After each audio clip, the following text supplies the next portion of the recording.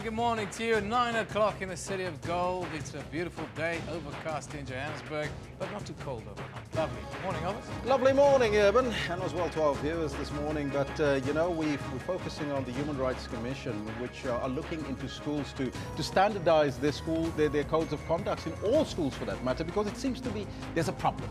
100%, and that's exactly why I want to find out from you. What do you think about this particular matter? Should all schools have a standardized code of conduct? Why is the question? Well, we'll come to that poll and you can vote on the poll as to the why. But what do you guys think of it? Tandy says to us, yes, there should be, but it must be in line with the Department of Education. Yes, they should oversee this process. Of course, that's their job. Because it seems like these schools are a law unto their own, so to speak. Katlacho says, yes, some laws that govern the schools can scare you. From the dress code to the hair code, principals are running schools like their own Sparta shops. They seem to be superior. Yep, that is the sentiment that's out there, and it's getting more and more common.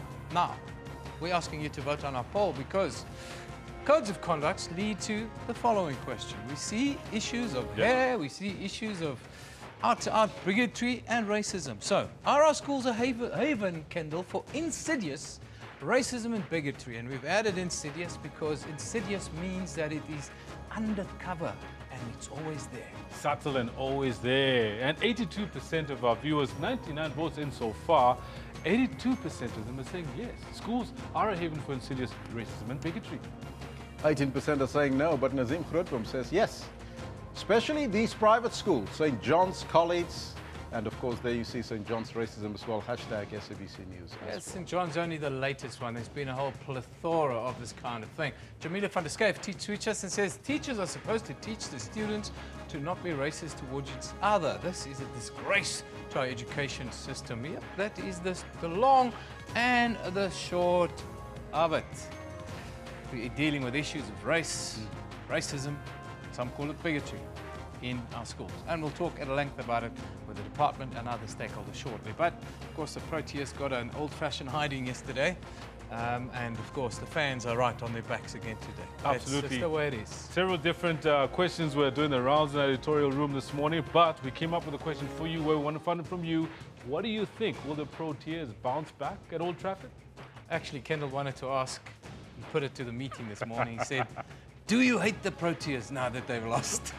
Because it seems as if it's either we love them or we hate them. There's no middle ground. Yeah, you know that we are a bunch of winners in this country, Evan. Absolutely. That we are. Let's see what our viewers are saying about this. Jamila comes in with, no one knows, but South Africa is very hopeful that they will succeed and be famous once again. Famous once again. Let's hope and pray. Jamila. Nazim says, I really don't think so, but they must give their best in the coming test at Old Trafford. Well, let's hope that they won't walk alone. And Nati, we have no doubt they'll give their best. Whether they win is another thing. In South Africa, well, we have to learn to deal with defeat sometimes. You tip your hat, you say, well played, and you move on. Because life goes on. That's what it is. But as Albert says, we're a bunch of winners. We hate losing more than anything else in the world. Anyhow, myself and Kendall will talk about that a little bit later. We want you to interact with us. Tell us what you think around the concept of accepting defeat. And at times, it's okay to lose. Anyhow, let's get into our work now. We've got the news headlines with us.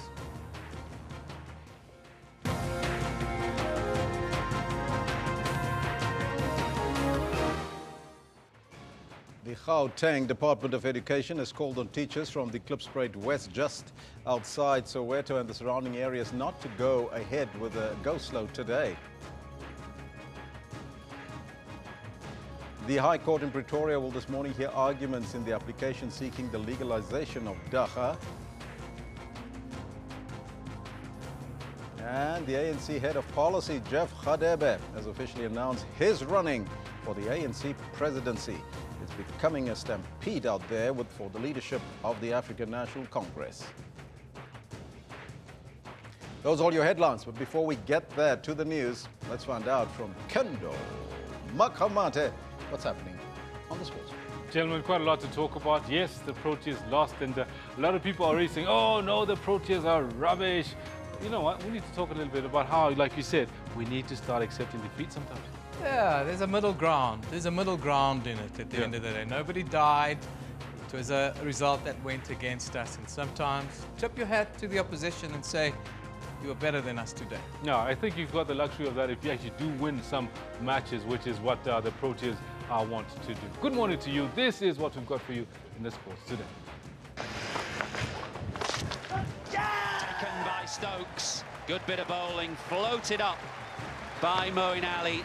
Dean Elgar's heroic 136-run stand is not enough to stop the English, who have lorded it over the Proteas with bat and ball in the third test to take a 2-1 lead in the 4-test series. What a way to end a test match.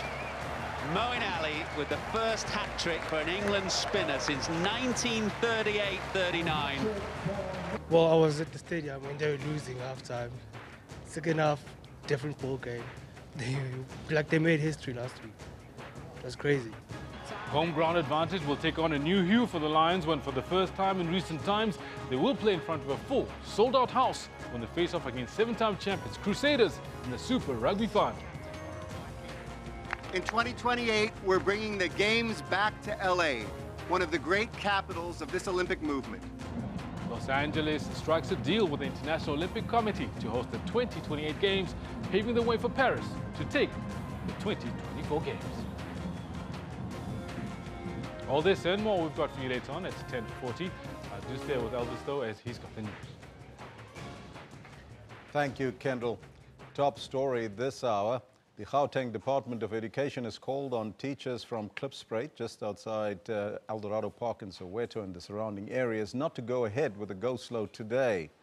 Now this after community activists threatened that more than 20 schools will join the go-slow today in solidarity with the Klipspruit West Secondary School. Now, this follows last week's protests by parents demanding that the new black principal be replaced by a colored principal.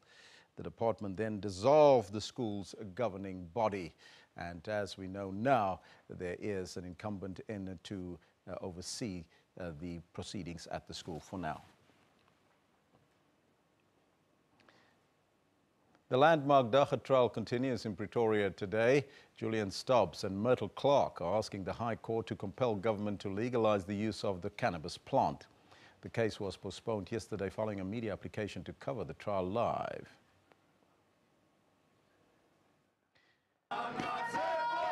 While the court battle on legalizing Daga was being postponed, outside the battle lines were being drawn. The two litigants are partner Julian Stubbs and Myrtle Clark. They were arrested in 2010 for growing and smoking the plant. Now they want legislation changed. We all know alcohol creates all sorts of strife in society, and it is a legal recreational intoxicant. So by the time the trial of the plant is finished, we want to show the judge that this plant is not as damaging to society as everybody thinks. A part of the trial will determine the plant's health benefits, but some in the medical community are not convinced. Even though there may be beneficial molecules in the Daga plant, sufficient harm has been shown through research to warrant us not just using the plant as a whole, but researching it properly, identifying individual molecules in the plant that may be beneficial, testing them properly, and then we can use them safely. The Western Cape High Court has ruled that Daga can be used privately at home. Police would still have the power to arrest such a person. Sipho Sterman, SABC News in Pretoria. ANC Head of Policy, Jeff Radebe, has officially joined the race to become the president of the African National Congress. Radebe accepted endorsement in Mamelodi in Pretoria while delivering the Nelson Mandela lecture last night. The new party president will be chosen in December at the elective conference. I'm the servant of the people. There's a Latin saying, mea servamus. The branches are the structures of the organization. We are what we are because of the branches of the ANC. I thank you for your confidence. I thank you for your trust. I'm prepared to serve the people. Ask Gwede Mantashe and he would say the horses have bolted. Nominations are not yet open. However, Evidently, ANC structures won't wait until September to campaign for their candidates, and this group has put its faith in South Africa's longest-serving minister, who seemed to have diagnosed the ailing governing party.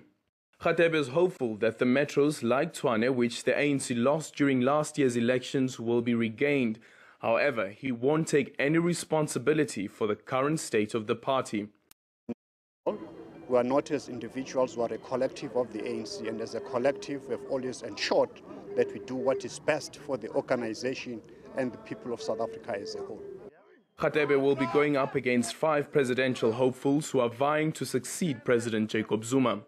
Aldrin Simpier, SABC News, Mamelodi, Pretoria. The magistrate hearing the Coffin case in Mpumalanga will today visit and inspect the location where the incident took place. Yesterday it was heard that a coffin was used as a scare tactic and a seemingly widely practiced phenomenon in the Mpumalanga farming community. The 2 accused forced the victim Shlochwa, into a coffin and threatened to set him alight. The case came to light after a video of the attack went viral.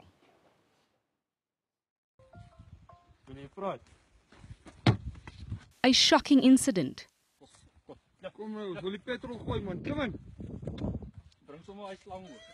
Now the subject of a trial. Inside court, Malochwa's alleged attackers. In an affidavit read to court, Theo Jackson and Willem Oosthuizen pleaded not guilty to all charges. The prosecution's first witness, Johannes de Beer, Jackson's employer, testified that he urged his employee to hand himself over to police and to take the coffin with him. De Beer explained that the coffin was purchased to bury the loved ones of farm workers. During his cross-examination, the defense poked holes into De Beer's testimony, insinuating that the coffin was frequently used for ulterior motives and that De Beer wanted to distance himself from the history associated with it. In a dramatic turn of events, Oosthuizen says the coffin was often used as a scare tactic against those who were caught stealing on one of the farms. These acts were apparently carried out regularly by farmers like Johannes de Beer. The defense also put it to De Beer that he told Jackson to get rid of the coffin as it was creating a situation. The pair face a barrage of charges, including attempted murder, illegal possession of a firearm, and intent to do grievous bodily harm. Chilean Pillay, SABC News, Delmas. Former apartheid policeman Sergeant João Rodrigues maintains that Ahmed Timol committed suicide. Rodrigues was with Timol at the time of the political activist's death. His testimony resumes today. Now, according to police, Timol committed suicide by jumping from the 10th floor of the then John Foster Square police station in the 1970s. It all happened in a split second. Sergeant Joe Rodrigues still maintains the police suicide version. All says he was requested to watch Timol, and they were both separated by a table when Timol wanted to use the bathroom. Op my pad na Timol toe. On my way to Timol. On my way to Timol. Het ek gesien hoe hy die venster oopmaak. I saw him how he opened up the window. En ek het gesien hy duik op venster. And I saw him fly through that diving through that window. Ek het met my bolyf op die grond beland, op die vloer beland. And I then fell on the ground with my body. En toe ek opspring, when I jumped up, I realized that Timol wasn't there anymore. So I got up, looked through the window, and saw a body lying on the ground, far below. The inquest continues. Marigate Amakabe, SABC News, Johannesburg. That's your news for now. Now, today we're conducting a poll on a geography teacher that resigned from St. John's College in Johannesburg after making racist remarks against African, Indian and Greek learners. And, of course, there's the other issues about hair and, of course, the coloured teacher or a coloured principal wanted in Klipspruit West. So we're asking you this question this morning. Are all schools a haven for insidious racism and bigotry? That's the poll this morning. 125 votes in. 81% of you on the African continent and in this country are saying yes. 19% are saying no. Let's start that conversation. It's over to you. Yeah, I was interesting poll that, mind you. Very good morning to you if you have just joined us here on the Newsroom on SABC News. Now, the Gauteng Education Department has deployed a district official to the Klipspruit West School in Soweto to ensure that learning and teaching continues there uninterrupted. This follows last week's protest by parents demanding the removal of a new principal. They wanted the principal to be replaced by a coloured principal. The department then dissolved the school governing body. Now, to talk about this and other issues regarding race and bigotry and hair and the like, we're joined by the Gauteng Department of Education spokesperson, Mr. Steve Mabona. Very good morning to you, Steve. Thanks for being with us. Good morning, Evan. Just give us a quick update. What's happening in Klipspruit? We understand that 20 schools have been asked to be on a go slow. Are they on a go slow? And how do you view these kind of calls that are being made? Look, I think it's very unfortunate that organizations that we feel that they don't have a role actually in the education sector to go and who support and mobilize people to go on go slow in our schools. I mean, it's quite unfortunate because what we're saying, Klipspruit West educators, they've agreed with us to say we are united, we are willing to accept the appointment of the principal. So we don't understand why will then people will want to take this matter and want more schools to be disrupted. Because we are saying, how do you disrupt a teaching and learning process? What are we saying to our future? What are we saying to our children? So we need to make sure that our children are uneducated because we want a piece probably of a resource in a school. Because the issues that are raised in a meeting that we facilitated with the communities on those structures, it was more on resources, crying foul, saying they've been alienated for many years as a colored community, all those issues. So we felt that they are not actually relevant to education. So it's not a question of education in this case. You say it's a question of a community that feels excluded out of the process, call it the democratic process, if you want to call it that, what we've been. And now they're using this issue as a leverage, if we can call it that. It's very opportunistic. I mean, why do you say you don't want a black principal and then you know, because educators are there. Whether a principal is there or not, educators are there, learners are there. So why don't you allow learners to continue learning? While the process that you are unhappy with, we gave you an opportunity to listen to you. Now we say give the opportunity to MEC to peruse documentation, to satisfy himself on the process, whether there was nothing untoward, so that we come back and announce on the way forward. So why do you want now support from other schools and disrupt teaching and learning? We're seeing pictures now, of course. We just saw pictures of St. John's College. We had the teacher fired there earlier this week when Panyaza Lesufi intervened. Just give us a quick update on that and on the sort of hair story that's also doing the round in Kempton Park. What's happening? Look, we were very clear at St. John that we wanted the teacher to go, and the council was given an opportunity to redeem themselves, and they did so. The teacher was then fired. But then we also raised an issue about the principal, to say we were also not happy about the conduct, in the way he tried to, justify. And we felt that it was uncalled for. And we're still waiting for the council to act on that. We'll interact with them to check on the latest developments. Because anyway, the alumni of that school, they are saying they don't want the principal. And there's so many issues that were raised. I mean, the black teachers, they've got issues that they wanted to raise with us. But then we said, let them interact with the council and raise those issues there, then when we come, we should be at the tail end and make sure that we intervene accordingly. I even spoke to the parents of that school last night. The parents were supposed to have a meeting with the teacher, and their meeting was moved off the school campus for security reasons. And the parents were up in arms about that, saying that they felt like they were being pushed aside as well. So it seems to be many issues that you guys are going to have to come to terms with at St. John's. Let's talk quickly about hair, because I think that's the one that makes people quite uncomfortable. It's around the code of conduct at schools. How are you going to fix this? Are we going to see a standardized code of conduct for all schools in South Africa at some point? That's where we're looking at.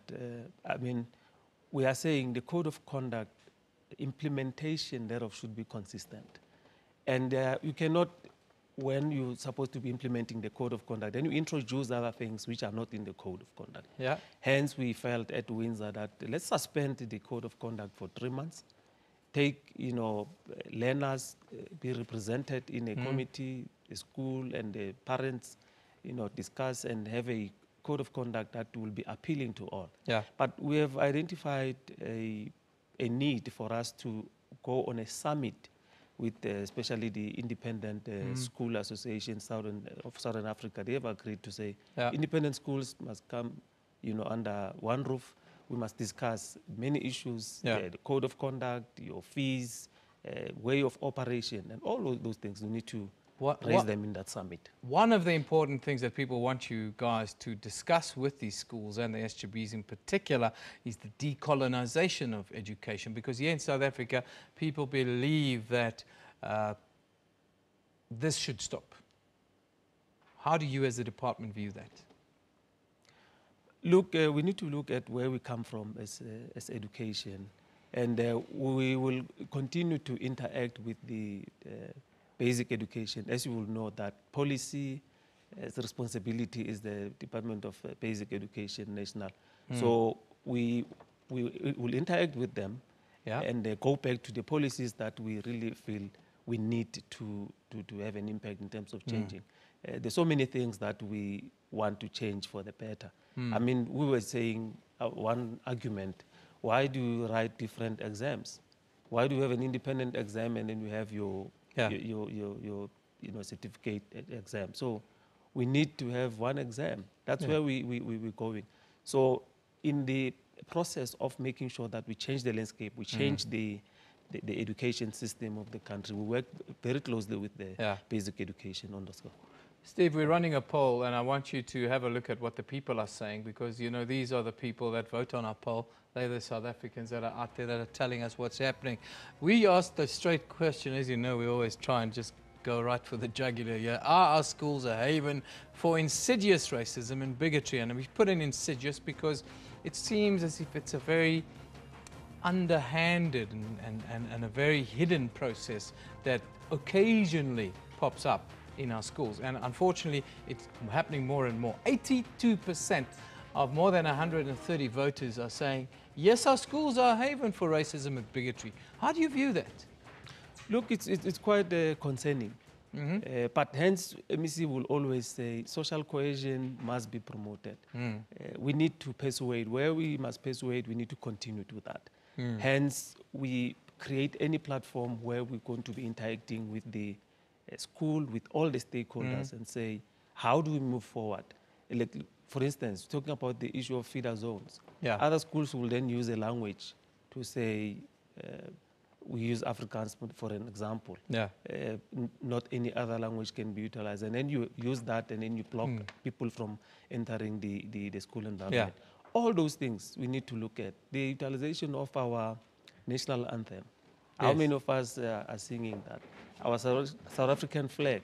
How many of us do have that in our school uniform? Don't forget the soccer balls on the school grounds, eh? All those things. There's a big issue with soccer balls on school. You can't discriminate against any sporting activity and promote the other, at the expense of the other. It's very common in private schools here in Joburg, Steve, but we're going to leave that for our next engagement, because this issue comes back and you seem to come back and back. We're going to get you special permission to move in and out of the SABC. Thanks for coming. Must have an access card. I think we can organize that. The Department of Gauteng Department of Education spokesperson Steve Mabona talking to us about the issues around racism, bigotry, the like. You've seen it, principals in our schools. You saw the poll that we're running. Are schools a haven for insidious racism and bigotry? The majority of you that have voted think so. Let's have a look at some of your tweets. Katlejo's the first one up. He says, yes, you'd be surprised. These are some causes of dropouts or learners attacking teachers. They're victims of their teachers' anger, stress, and explicit language. Yes, Katlejo, it's real out there. The Royal Rebel tweets us, says, Newsroom, it's the mecca of racism, especially the subtle, systematic racism. Interesting view, that one. Jamila van der Schyff says to us, racism is not supposed to be an issue in our schools. Whether public or private schools, the students should respect one another. Even the teachers should respect the students, and vice versa. We should really be talking tolerance and building tolerance in our schools in South Africa. Anyhow, let's have a look at what's on social media right now. Twitter, the Timol inquest. Now, the Timol inquest is hitting the high notes right now with interesting evidence being given. Some people on Twitter were quite moved by the testimonies that took place yesterday by two former apartheid policemen who were on duty at the time that Timol allegedly jumped from a window at the John Foster Square. Imani says these apartheid police were trained assassins, trained to lie and deny, talking about the Timol inquest. Then the Daga couple, well, they were in the High Court yesterday, they're back there today in a bid to have marijuana legalized here in South Africa. However, the trial was cut short yesterday as the application for media to view the trial live is being discussed. Not everyone is happy about this case. There were anti-legalization protesters outside the court. The hashtag is the trial of the plant, TOT plant. The trial of the plant continues until the 25th of August here in South Africa. Now, onto a sad story of the week. Sports Minister Thulas Nesi is set to establish a ministerial commission of inquiry into the stampede that took place at the FNB Stadium over the weekend. Of course, 2 people lost their lives and 17 were injured. Also, today is World Ranger Day. Yeah, we reflect on the important work that rangers do for our wildlife, especially during a time where poaching of elephant and rhino is at its peak around the African continent. Hashtag World Ranger Day. Go have a look at how you can make a contribution. Then, in the US, it seems Donald Trump is always causing a stir. He fired his new communications minister, Anthony Scaramucci, after just 10 days in the position. Who would want to work for the Donald? Scaramucci, that's how you interact with us, and these are some of the memes out on social media right now. Let's take a look at our picture of the day. This one comes from Jane Michaelidis, and it's captioned, let's celebrate the critical work rangers do to protect the world's natural and cultural treasures. World Ranger Day today and every single day. That's our pick of the day. These are the men and women that put their lives on the line to protect our legacy here on the continent every single day. Now our comment of the day. This one comes from Erica, talking about the Timol inquest, who says, I'm so very, very sorry for anyone who suffered under the apartheid regime. It shames me to be white. Not all of us are racist. Wonderful. That's what we need. Social cohesion. Forgive and move on. But that in itself is a process. Now, let's have a look at the courts. In Pretoria, arguments in the application by Julian Stobbs and his wife Myrtle Clark, that's also the Daga couple, it's expected to resume this morning. They're seeking the full legalization of marijuana. The couple have been threatened with arrest over their use of Daga since 2010. They want a more wide-ranging judgment than the recent Western Cape High Court ruling that allows the consumption of Daga or marijuana for private use indoors in a private dwelling. You can also grow it at home without prosecution now. That's the story. Then, still in the capital, the trial of the 34-year-old Pretoria businesswoman, Retitile Machane, who was accused of killing her 2 children, aged 2 and 6, 2 years ago, is expected to continue in the High Court there. The boys died after being shot in the head, but their mother said in a plea explanation she could not be held accountable for actions as she was under the influence of medication and other substances at the time. She told the court she had no recollection of the shooting was happily married and would never have intentionally hurt her beloved children. Then in Middelburg, the trial of Willem Oosthuizen and Theo Martins Jackson is expected to resume in the High Court sitting in Delmas. The two accused who work on a farm in the Kamati area while they're facing charges of assault, kidnapping and attempted murder after they forced victim Lotwa into a coffin. They both pleaded not guilty to all the charges and are out on bail, 1,000 rand each. Now, the magistrate is expected to visit the scene where the incident allegedly took place. We'll keep you updated. It's a story that has a lot of South Africans very unhappy, and we'll keep you posted. Now, tomorrow on this very show, we're looking at human trafficking following the kidnapping of Free State beauty model Princess Mahlangu. We'll look at how easy it's become for young people to fall victim to scams that involve human trafficking. Don't miss that. Should be a very interesting show. Anyhow, today we're talking about racism, bigotry in school. Seems to be on the up and up here in South Africa. After the break, well, we'll ask the question, should all codes of conduct be standardized?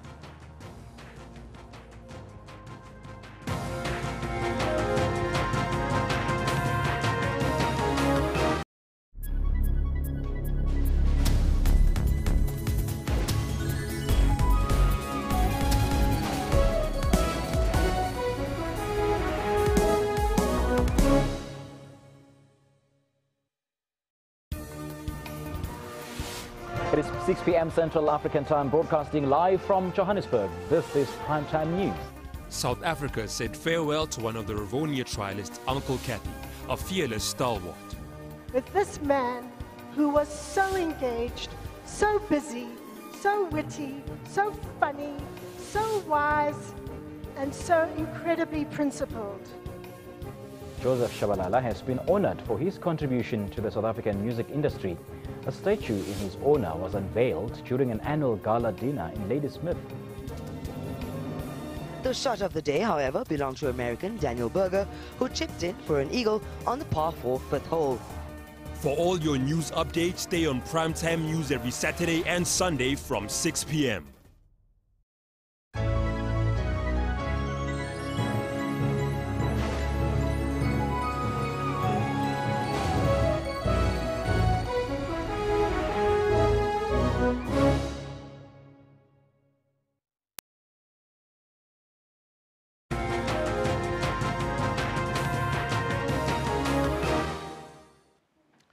Now, the South African Human Rights Commission wants the Basic Education Department to conduct an audit on the codes of conduct of all schools across the country.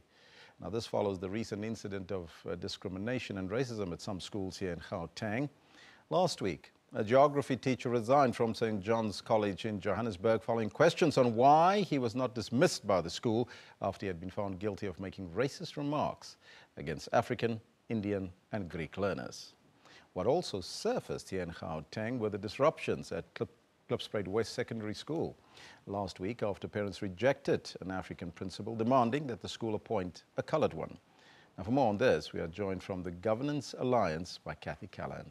Kathy, a very good morning to you and welcome. Good morning. Ms. Callahan, are you concerned that these racial incidents at schools are taking place, especially here in Gauteng? Yes, we do raise a concern about that. We need to really start a discussion, and we need to have a real look at what is happening in schools, and we need to encourage schools that get any report of racism or anything like that, that the SGB get involved and it gets reported and dealt with. It cannot be put to one side. It must be dealt with. What is your role as the Governance Alliance, and how do you support these schools with issues such as this? Well, if a school were to come to us with such an issue, we would advise them to work within the parameters of the law. We have a constitution in this country which is very progressive. So we would go to the legislation and the constitution, and we would work around the issue at hand. There is a problem, some suggest, that the code of conduct for schools are problematic, and especially with private schools. Now, you deal primarily with public schools, but do you perhaps look at this and say, there's this audit being called on the code of conduct for all schools across the country? Do you support a notion like that? Well, if there is an audit, it would be fine, but I think we already have enough in the legislation, such as guidelines at a national level, where they give guidelines to schools, specifically public schools, on how to draw up the code. So the SGB has to look at these pieces of legislation or guideline to draw up their code. And I think what is actually lacking is the fact that the school governing body doesn't always consult. Consultation is part of the process of drawing up a code of conduct for learners. That independence for schools to draw up their own conduct, isn't that perhaps the inhibitor that we're looking at? And that's the problem, because it seems like these schools become a law unto themselves. Well, perhaps, but I think if you keep to your guideline, the legislative framework, it is clear that a school governing body doesn't have unlimited powers. It has fairly limited powers within the legislation framework. So we need to start considering, what does our code of conduct say? Have we consulted the learners? Have we consulted the parents? We have a uniform. How does that look in your code of conduct? We have the hair story that comes up and has been coming up for many years. What does that say? We have children that wear headscarves. How do codes of conduct accommodate learners in the school? And exactly there lies the problem. And that's why we ask the question, shouldn't there then be a standardized code of conduct so everybody can fall in line? Well, if there's a standardized code of conduct, we must be very clear that sometimes governing bodies think, okay, well, we'll just put our heading to the standardized code, but they don't actually engage with the actual code and the implementation thereof. So we need to engage, we need to implement, and I think if we have a standardized code, it could be problematic, because then SGBs and staff perhaps would not engage in the actual content and the implementation thereof. Are you then suggesting that a standardized code of conduct is perhaps not possible or even practical, for that matter, to be implemented? Probably practical. Possible it is, I'm sure, because you can draw up a code and say, okay, sign at the top here, governing body sign at the bottom. But I think what we need to do is start engaging. What should the uniform look like? What should the hair look like? Consultation is key to the development of a good code of conduct for learners. But what should the hair look like? What should the clothes look like? Aren't we now in a new century where we can look at something differently, where people are different? We all are different. And I think that's perhaps the challenge that has now been reported on in the last number of years, where people or learners who don't want to comply with the code of conduct are being called out. And that is where the engagement needs to happen. So we need to engage very carefully on what it is we have in our codes. Now, as an organization that represents school governing bodies, how do you find those solutions that would be lasting solutions? And shouldn't channels of communication, as you suggest, be open to provide that platform for parents and teachers and pupils to make sure that they engage in this dialogue to find a lasting solution? Well, it should be. I think governing bodies need to review their codes of conduct regularly. We cannot just have a code that is from 20 years ago and then just keep the same code going with the same principles maybe. So we need to look at it. We need to engage. Every 3 years we have a new governing body that's elected. That is an ideal opportunity to review your codes. And I know Mr. Lesufi has said when certain incidents have happened, we need to look at the code. And that is an opportune moment for each governing body to have a look at their code, review it. You heard from the department spokesperson a little bit earlier. They support the issue of looking at an audit for code of conduct, and perhaps that's the way to go? Well, technically speaking, SGB develops the code of conduct and they send it to the department. So we need to ask, where's the gap? Yes. Kathy, I thank you so much for your time and joining us here in studio. That was the Governors Alliance, Kathy Callahan, joining us here in studio. And that's why we're asking you this question. We're asking you, do you think that all schools should have a standardized code of conduct? That's the question we pose to you. Let me take a look at what you are telling us on the Twitter handle as well as on the Facebook page. This one from Depansu. Depansu says, yes, because these elite schools are formulating codes of conduct that works for one group and oppresses the other. And that's very strong. Jamila van der Schuyf says there should be an end to all these problems about dressing or hairstyles in our schools. Schools are for learning and not for a harmful behavior. This one coming from Tundi says, yes, there should be, but it must be in line with the Department of Education. A more sober thought from Tundi. Those are some of your comments. Please keep them coming. We'll read them as we continue. These are some of the comments that we're going to deal with. But let's now take a look at what is happening with the front pages from the newspapers around the globe. And we start off in the United States. The New York Times reports that African military officials are concerned that Russia will use the maneuvers as a pretext to increase its presence near the border of NATO territory. Moving on to Israel, the Jerusalem Post says that Jordanian newspaper Al Gad revealed on Sunday night that the identity of the Israeli security guard who shot dead 2 Jordanians in an incident at Israel's embassy in Amman last week. That was revealed. And finally, in Australia, the Bulldog bomb. The Daily Telegraph reports that intimate revelations direct from the mouth of Diana, Princess of Wales, about her courtship and married life to Prince Charles are to be aired on British television next month after years of disputes about the recordings. That's beside the main story you see there, Bulldog and a bomb. These are some of your newspapers from around the globe, so stay tuned. But right now, we'll take a short break. We'll be right back and continue this discussion. Of course, do we need a unified code, and what are we looking at in relation to our schools? Is there anarchy out there? Let's take a break.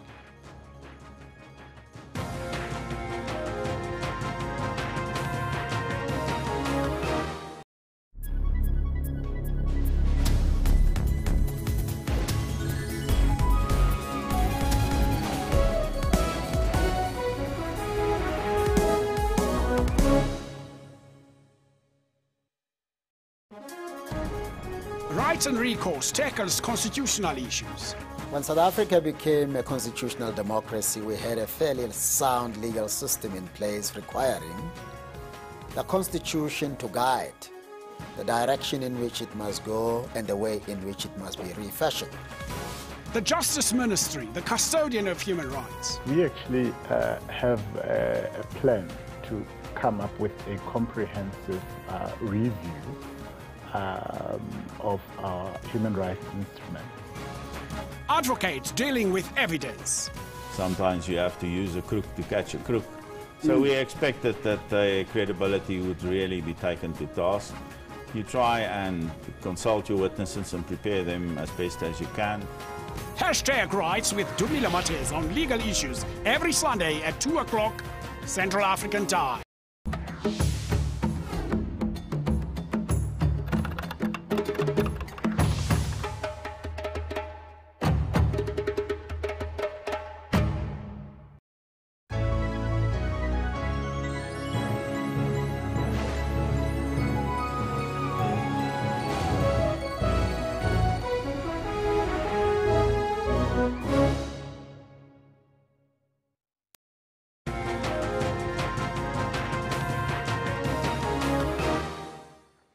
Welcome back. Our theme today, we're dealing with, well, racism and racist practice at schools and the fallout thereof. Now, one of the ones that caused a lot of consternation was a recent incident at a Kempton Park school here in Johannesburg, where learners were simply chased off the school premises for what was termed unruly hair.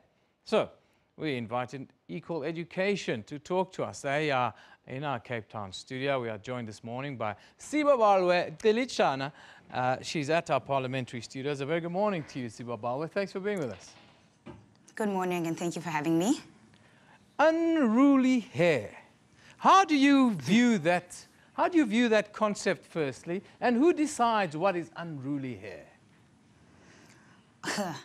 I mean, if we're speaking about unruly hair, I suppose it's a very subjective concept, but if it's being spoken to in relation to a learner, then the concept is problematic simply because we've just, as I've said, it was subjective.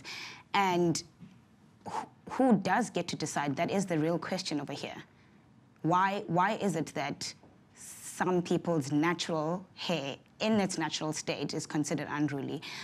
Relative to what and relative to who? And why is that the norm and why is that the standard that we're working upon?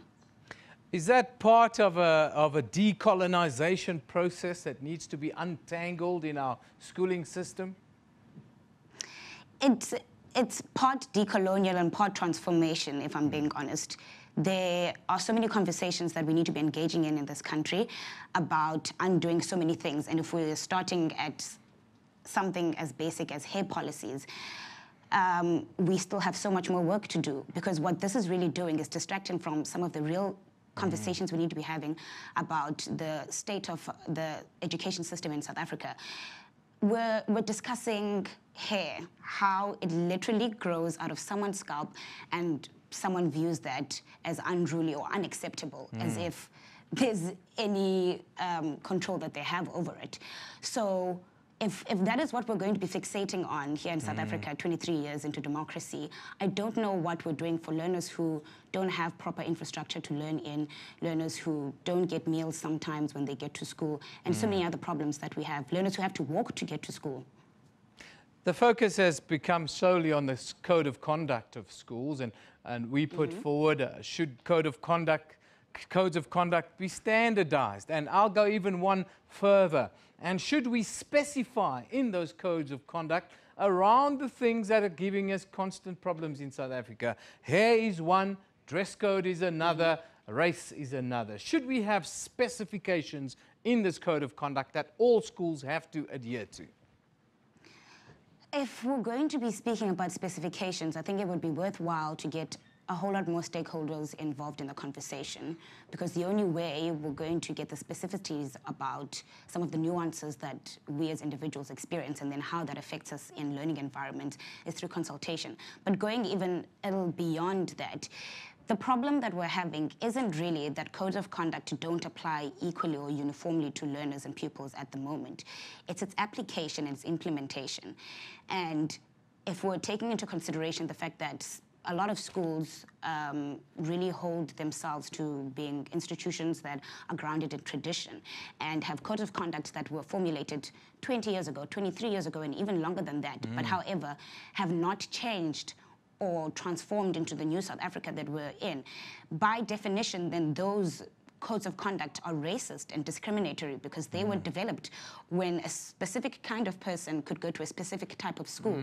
And now that we've integrated and opened up, we're trying to make learners who come into the space assimilate and emulate a kind of norm that is distant to them, and that will bode so many other kinds of problems in the work, in the education and the kind of environment that they operate in. So I don't think the problem is uniformity at all, but it's taking into consideration that we are diverse individuals, we come from different cultural and religious backgrounds, and if the school code of conduct compromises any of those values or morals of a learner, then we should do something to change that. Nasiba Balwe, we're running a poll and we're asking our viewers what they're thinking. So we asked the question to them, are our schools a haven for insidious racism and bigotry? And I want to get your view on it. We've got more than 100, we've got 166 votes in. 83% of South Africans that are voting on our poll are saying, yes, they are a haven for racism and bigotry. How do you view that the sentiment out there is that schools are a haven for racism and bigotry? Quite honestly, I'm not shocked at all, especially because for every incident that comes up like this, it prompts us to think how many more schools operate in the exact same manner but have not come to our attention.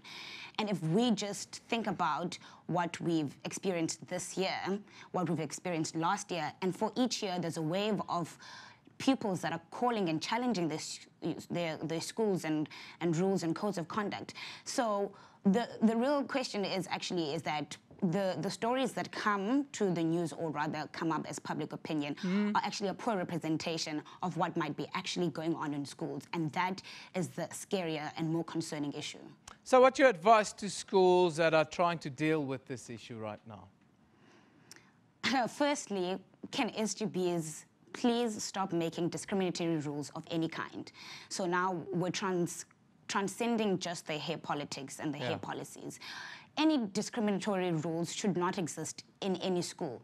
And codes of conduct need to be reviewed by provincial and even national education departments to make sure that this is not happening.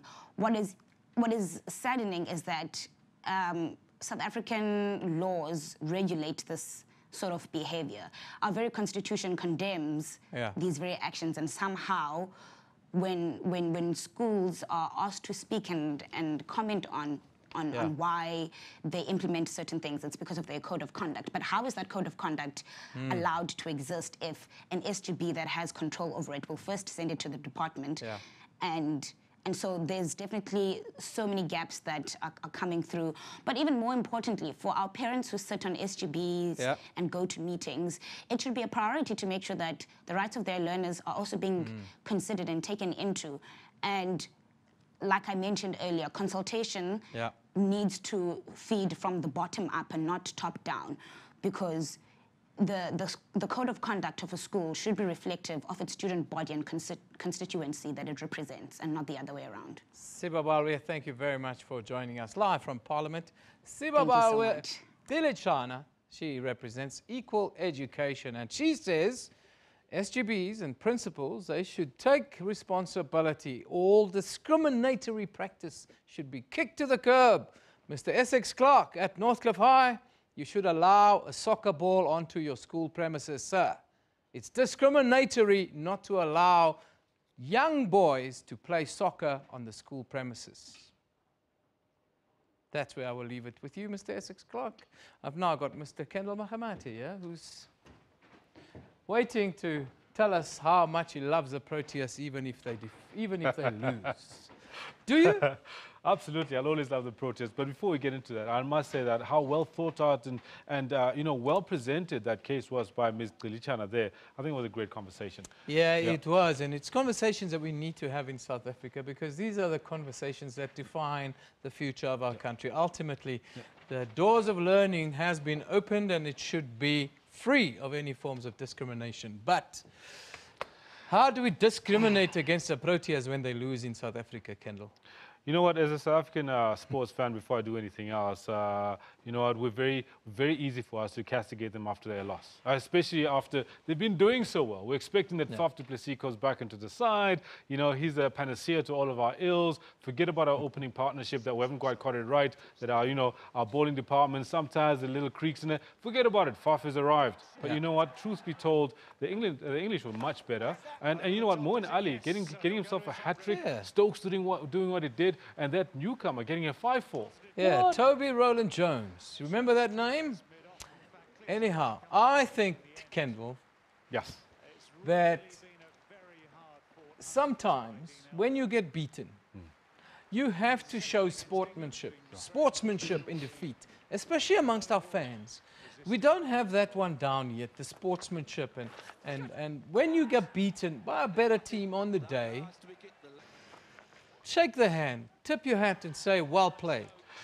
Even I said it a little earlier, I think it's a lot more palatable for cricket fans to take a loss in South Africa. Then? You know why? That Bafana fans. Well, but they've deserted Bafana. They have deserted our football team. It's a lot easier for our fans to take the hit when our rugby team loses after it's been winning. Yeah. But if it's had a string of losses, it's very difficult for South Africans to accept a loss. Then they start picking up at everything, everybody and their mother, and what they did when they're school children, and so on and so forth. So, yeah, South Africans are tough. Thank you very much to Kendall. South Africans love a winner, he says. Yes, we all love a winner. I love a winner. I'm sure Phil loves a winner. The Lions are winners. Let's hope they win the title this weekend. And let's hope the weather is nice and balmy at Ellis Park. Let's go over to Phil.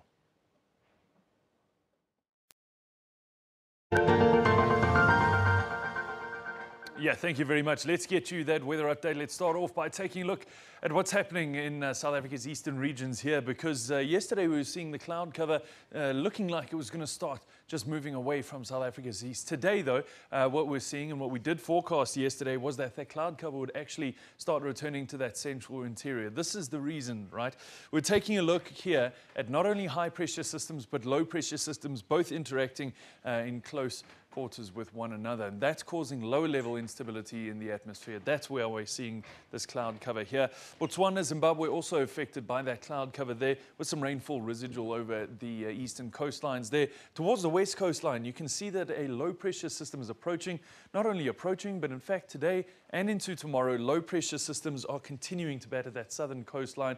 At the moment, the stronger of the low pressures, that cold front is coming in and it's going to start affecting the area into tomorrow. But even for today, South Africa is expecting some showers and thunder showers around Cape Town. And for that reason, we're expecting a cold one as well. 16 degrees in Cape Town. Take a look towards Port Elizabeth, much warmer ahead of that at 25 degrees for a maximum. Now, something to remember, especially in the interior, is that these winter temperatures overnight getting way, way down into the single digits. So it takes a while to get to that maximum temperature during the day. Cold mornings, bit of a chilly wind, but nevertheless, nice warm mornings, nice warm daytime highs in Gaborone there, 23. Francistown, the same. Mahon, 27. It's going to be a beautiful day there in Windhoek at 23 degrees with the sun shining. Can't say the same for Nampula. 30 degrees, nice and warm, but it's raining, and will continue to do so over much of the day. The same for Moroni and Antananarivo. It's only isolated showers in both of these areas, but we do start to see that that sunshine will start coming out, especially later into this afternoon. Now, that is where we're going to leave your weather for now. Stay tuned.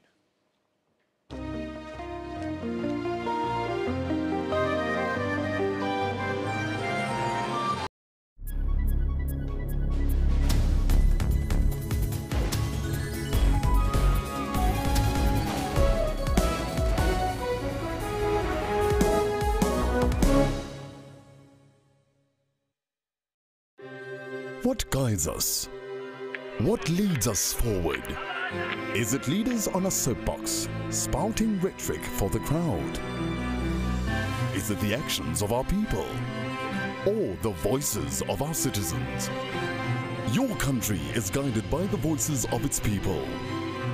And your broadcaster is dependent on your voice to guide it. Get your copy of the SABC's editorial policy and have your say.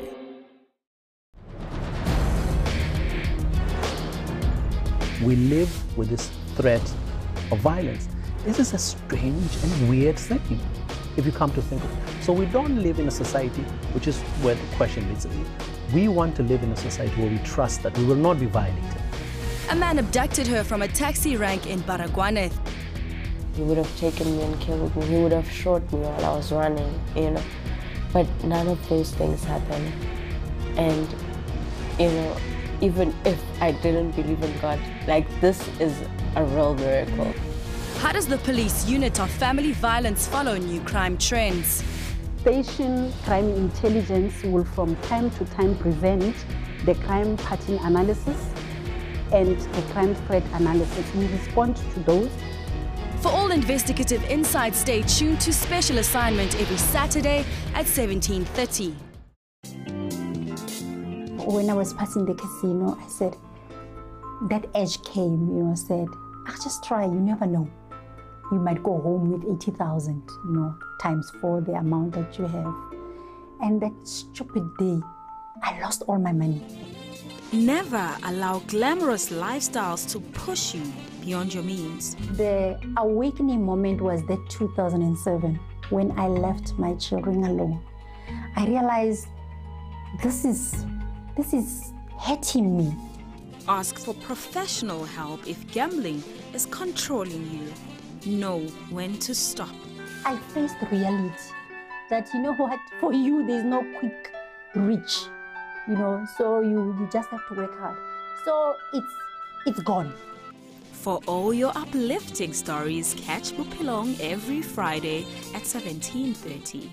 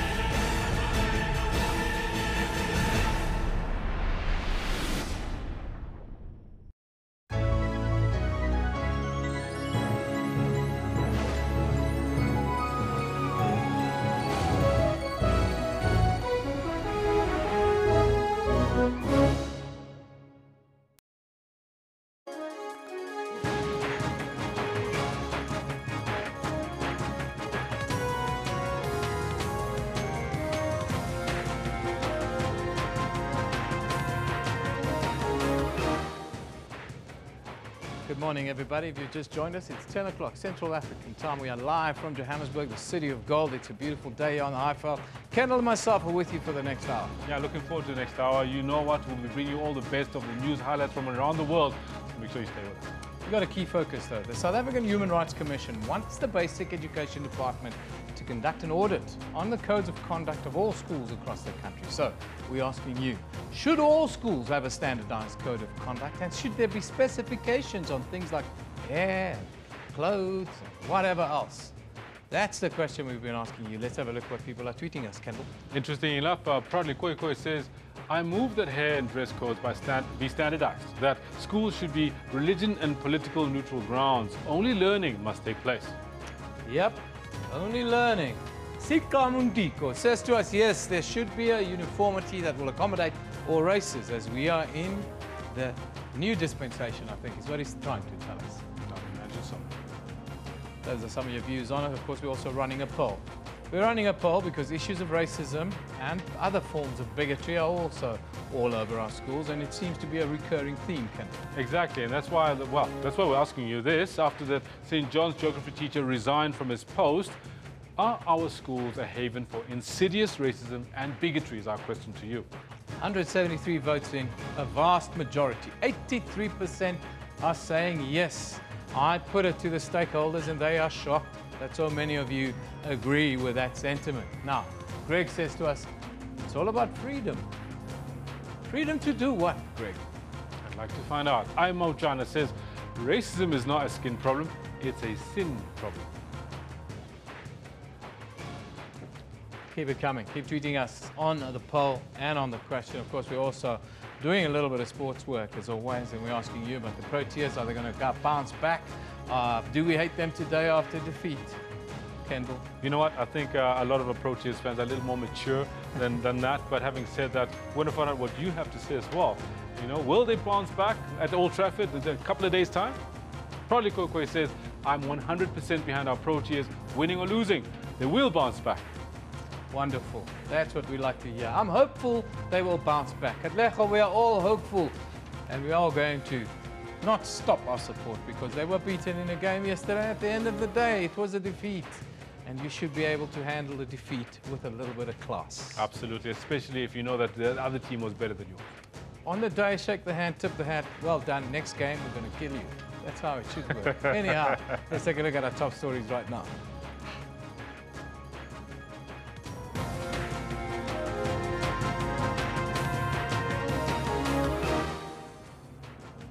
The Gauteng Department of Education has called on teachers from the Klipspruit West High School outside Soweto and surrounding areas not to go ahead with a go slow today. The High Court in Pretoria will this morning hear arguments in the application seeking the legalization of cannabis. And the ANC's head of policy, Jeff Gadebe, has officially announced he's running for the ANC presidency. Those are your top stories at this hour. A lot happening in sport. Let's go over to Kendall. Ewan, thank you very much. Quite a lot happening in sport. Yes, we're going to start with the cricket where the Proteas, they did suffer a defeat at a test ground. They've only won 1 and lost 7. Good morning to you. This is what we have for you in the sports today. Taken by Stokes. Good bit of bowling. Floated up by Moeen Ali. Dean Elgar's heroic 136-run stand is not enough to stop the English, who have loaded it over the Proteas with bat and ball in the third test to take a 2-1 lead in the 4-test series. What a way to end a test match. Moeen Ali with the first hat-trick for an England spinner since 1938-39. Well, I was at the stadium and they were losing half-time. Second half, different ball game. They made history last week. That's crazy. Home ground advantage will take on a new hue for the Lions when, for the first time in recent times, they will play in front of a full, sold-out house when they face off against 7-time champions Crusaders in the Super Rugby Final. In 2028, we're bringing the Games back to LA, one of the great capitals of this Olympic movement. Los Angeles strikes a deal with the International Olympic Committee to host the 2028 Games, paving the way for Paris to take the 2024 Games. All this in more detail we'll have for you later on in the Sports Bulletin. I'll also be chatting to Lunga Kupiso about that test that the Proteas lost. All this around about 10:20 or so. Make sure you stick around with us. Eben has got the news. Thank you very much, Kendall. Very good morning once again. The Department of Gauteng Education has called on teachers from Klipspruit, just outside Soweto and surrounding areas, not to go ahead with a go-slow that's planned for today. This after community activists threaten that more than 20 schools will join that go-slow today in solidarity with the Klipspruit West Secondary School. Community activists threaten that more than 20 schools will join the go-slow today in solidarity. This follows last week's protests by parents demanding that the new black principal be replaced by a coloured principal. The department then dissolved the school's governing body. Now, a resident of Eldorado Park said that the bureaucratic bosses of the state are normalizing domination, and this is another form of racial domination. Now, the resident of Eldorado Park and his social commentator, Dr. Leonard Martin, he's now in studio to give us a different view as to how this community are thinking about the appointment. Very good morning to you, Dr. Martin. Thanks for being with us. Good morning to you and good morning to the listeners. What's the assessment that you make with regards to the situation at Klipspruit West, but at Klipspruit in general? I think what is happening, it's not that it's the first time. We've had a trial run with the Davidsonville schools about 3 years ago. And almost a carbon copy of what happened in Davidsonville, and I was quite centrally involved in resolving that crisis, is playing itself out again in Klipspruit, and I dare say, right as we are speaking now, it's playing itself out in Natal. So something has to be corrected in terms of the integrity of communication between the Department of Education and these communities. In your article, you wrote about unjust hierarchies in the form of structural race domination in schools in coloured communities. Talk to us about this concept. Yes, I think what's important is that South Africans have to get to grips with losing certain illusions that we already have a non-racial society. We also have to get to grips with the fact that schools are structurally anchored to the Department of Education, and the Department of Education, together with the Teachers Union SATU, have a lot to answer for in terms of how crises are mediated in the interests of all. Now, what we have developing, and we had it developing in Davidsonville as well, is the clear pattern of structural manipulation of identities to advance the interests of a certain segment. Now, we have to address the fact that schools, as has been pointed out, are not neutral sites. These are sites for transformation. So the issues of merit and the issues of values have to be aligned with what communities and what the Department of Education are looking for. This hasn't been happening in both cases. And this needs to be corrected. You're pointing a finger at the state, saying that they're normalizing domination and creating another form of racial domination. Yes. Talk to us about this, and why are you pointing the finger at the state and almost saying that this is an overt process? Yes. Look, first of all, we must dispense with this almost easy accusation of racism whenever there's a procedural crisis in a school. Anybody who knows the schools we are talking about, that the environment of these schools are completely multicultural, and you have to use the word multiracial. Children stream into these schools from various ethnic backgrounds. So the question is, what makes the issue of race significant? Why does race become significant when it comes to appointments or the intervention of the department itself in rectifying issues as the department sees it, and you see a conflict with how communities see things?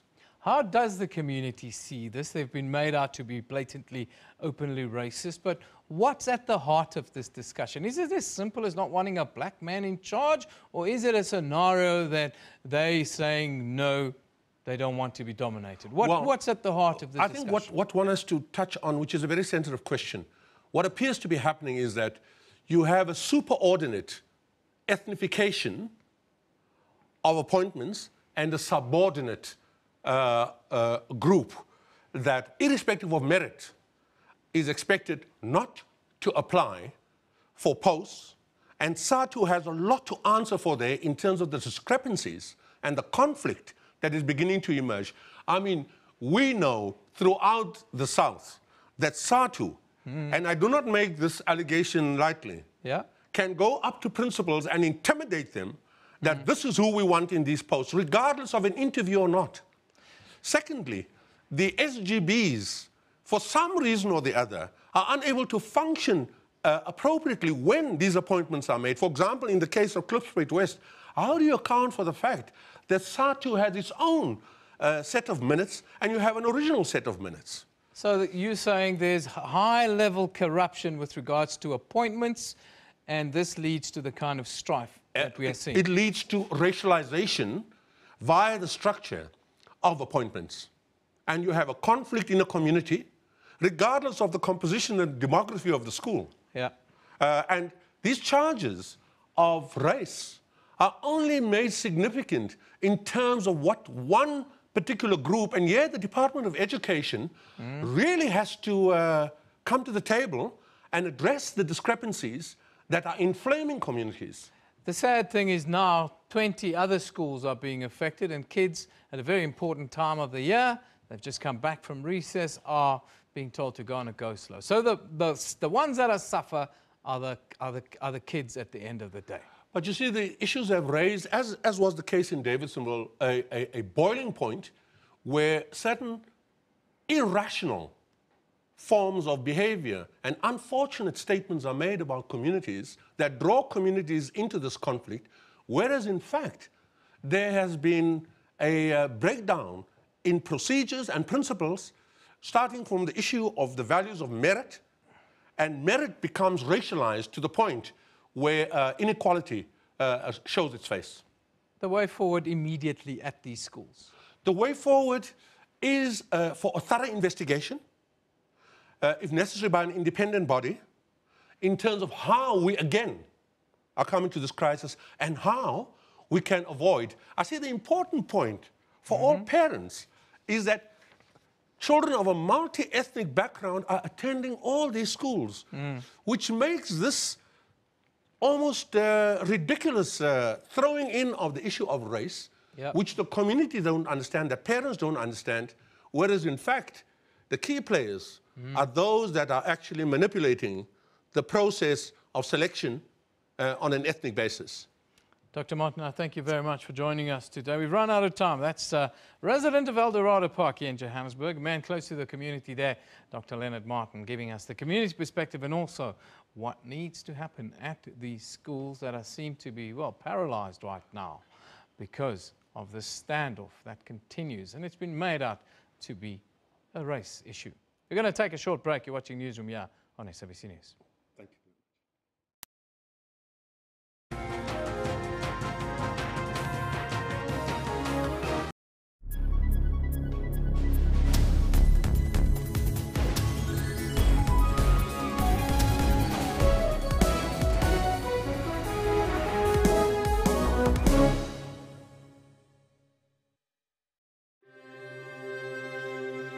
What guides us? Is it something you can see? Hear? Feel? Or touch? What leads us onto greater experiences? Is it the words of our sacred texts? The advice of our elders? Or is it the actions of our people? The strength of our beliefs? Or the voices of our citizens? Your country is guided by the voices of its people, and your broadcaster is dependent on your voice to guide it. Get your copy of the SABC's editorial policy and have your say. Phones, cloud systems, and robots have taken over a lot of what used to be done manually. Our accounting system is actually based on the cloud. Google nowadays can tell you where you parked your car. And Africa's entrepreneurs are using technology to create. With Pocket Masipala, you can basically do all the services that you would do at the municipality physically by going there, but you can now do them on a mobile app. Join me, Spumelele Zondi, on Sundays at 9 p.m. on SABC News.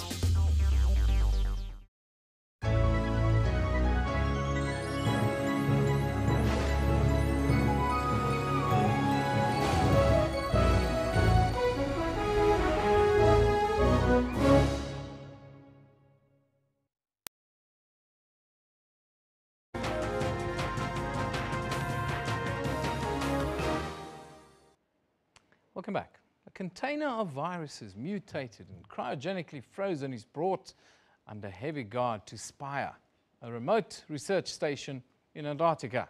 Within days, people are dying of diseases that haven't been seen since the Middle Ages. Surgeon and virologist Dr. Caroline Birchall struggles to contain the outbreak as a vicious polar storm lashes the base. Now, to talk to us about this book, we are joined in studio by the author, Fiona Snickers. Very good morning to you, Fiona. Good morning. It sounds like a cracking book to read. Give us a quick overview. How do you see this book?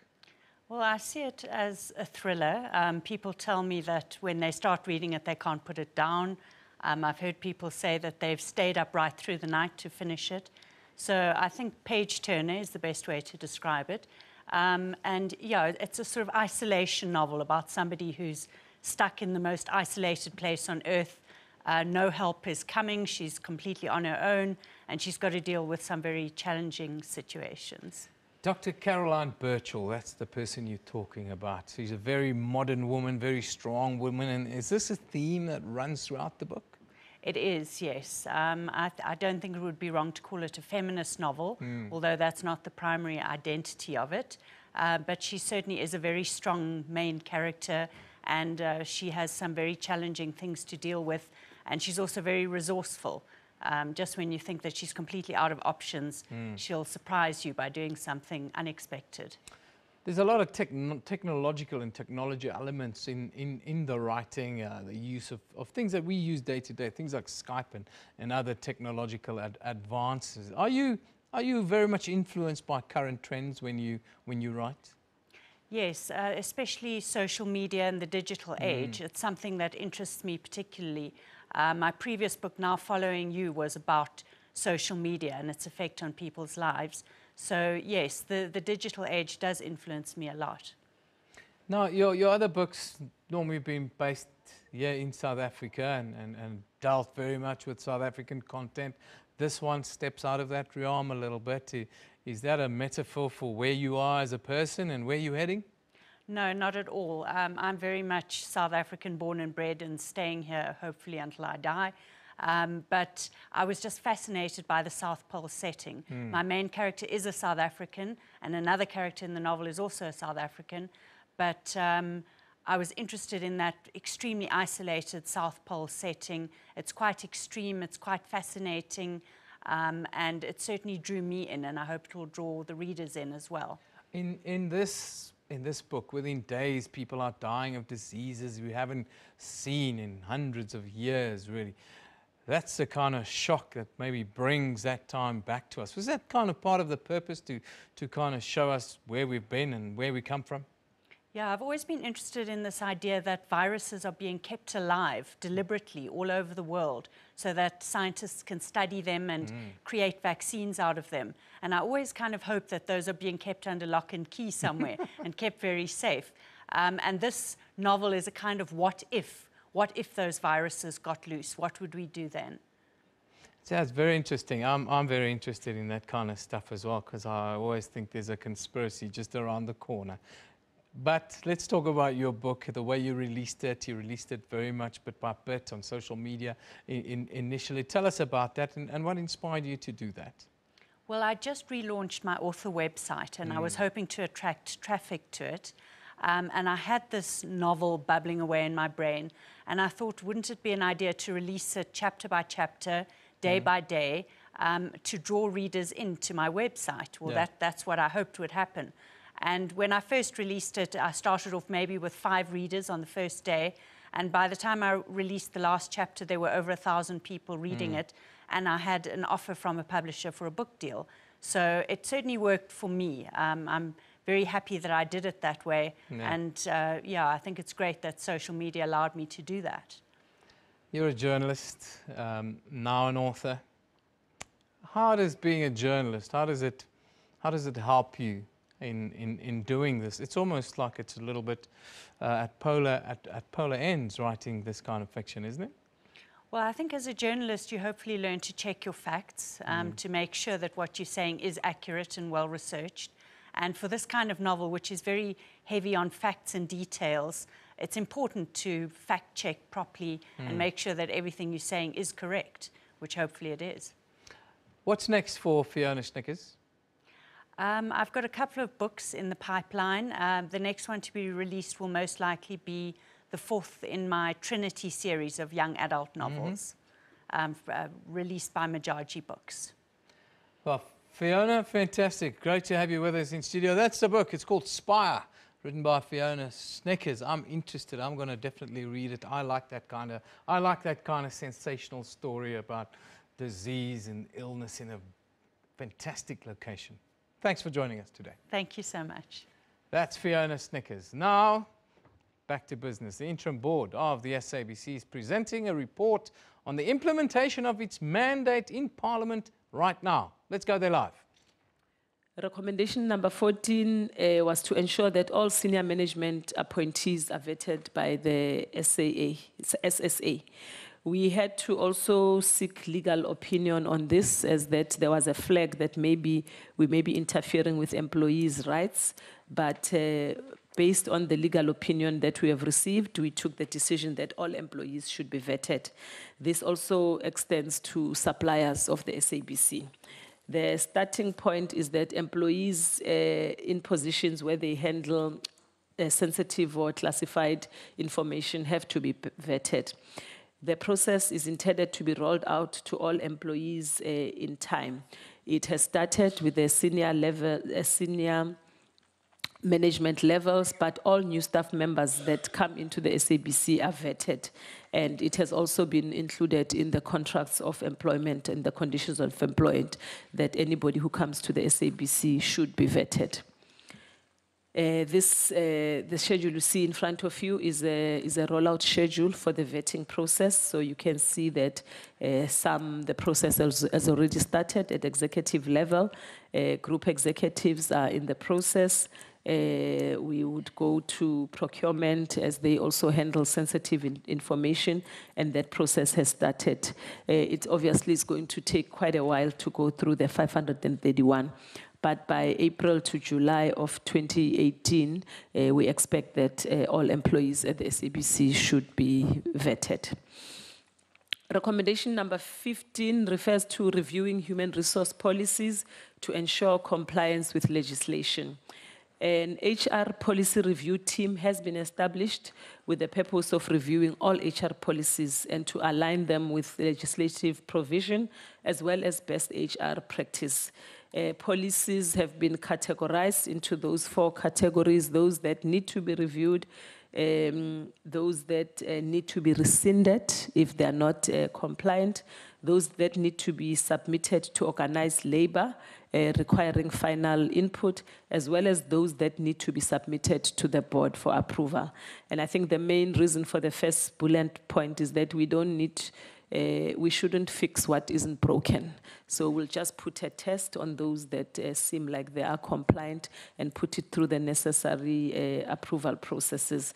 We project that all policies should be approved by the board by 31st March of 2018. Recommendation number 16 is to investigate the nature of SSA activities within the SABC. There was a bit of some gray areas in terms of this particular recommendation, and we had to seek some clarification from Parliament, as well as to understand what it means for employees who have already left the SABC. We have reviewed the transcripts of the ad hoc committee inquiry in order to identify the specific individuals that were alleged to have been put under surveillance because they were not named. It has been established that the individuals who are alleged to have been put under surveillance were no longer with the SABC. And the Inspector General of Intelligence, because our correspondence also came from them, who had raised the query, has been informed in this regard. So we are also reporting to Parliament that the employees are no longer at the SABC. Recommendation number 17 is about performing an audit of all remedial action, recommendations and orders that have been issued in the last 3 years to determine the SAB's compliance in this. The SIU and the Internal Forensic Unit have been tasked to deal with all matters that were raised by the Auditor General, the Public Protector, ICASA, as well as the Courts of Law. And these are some of the actions that have taken place.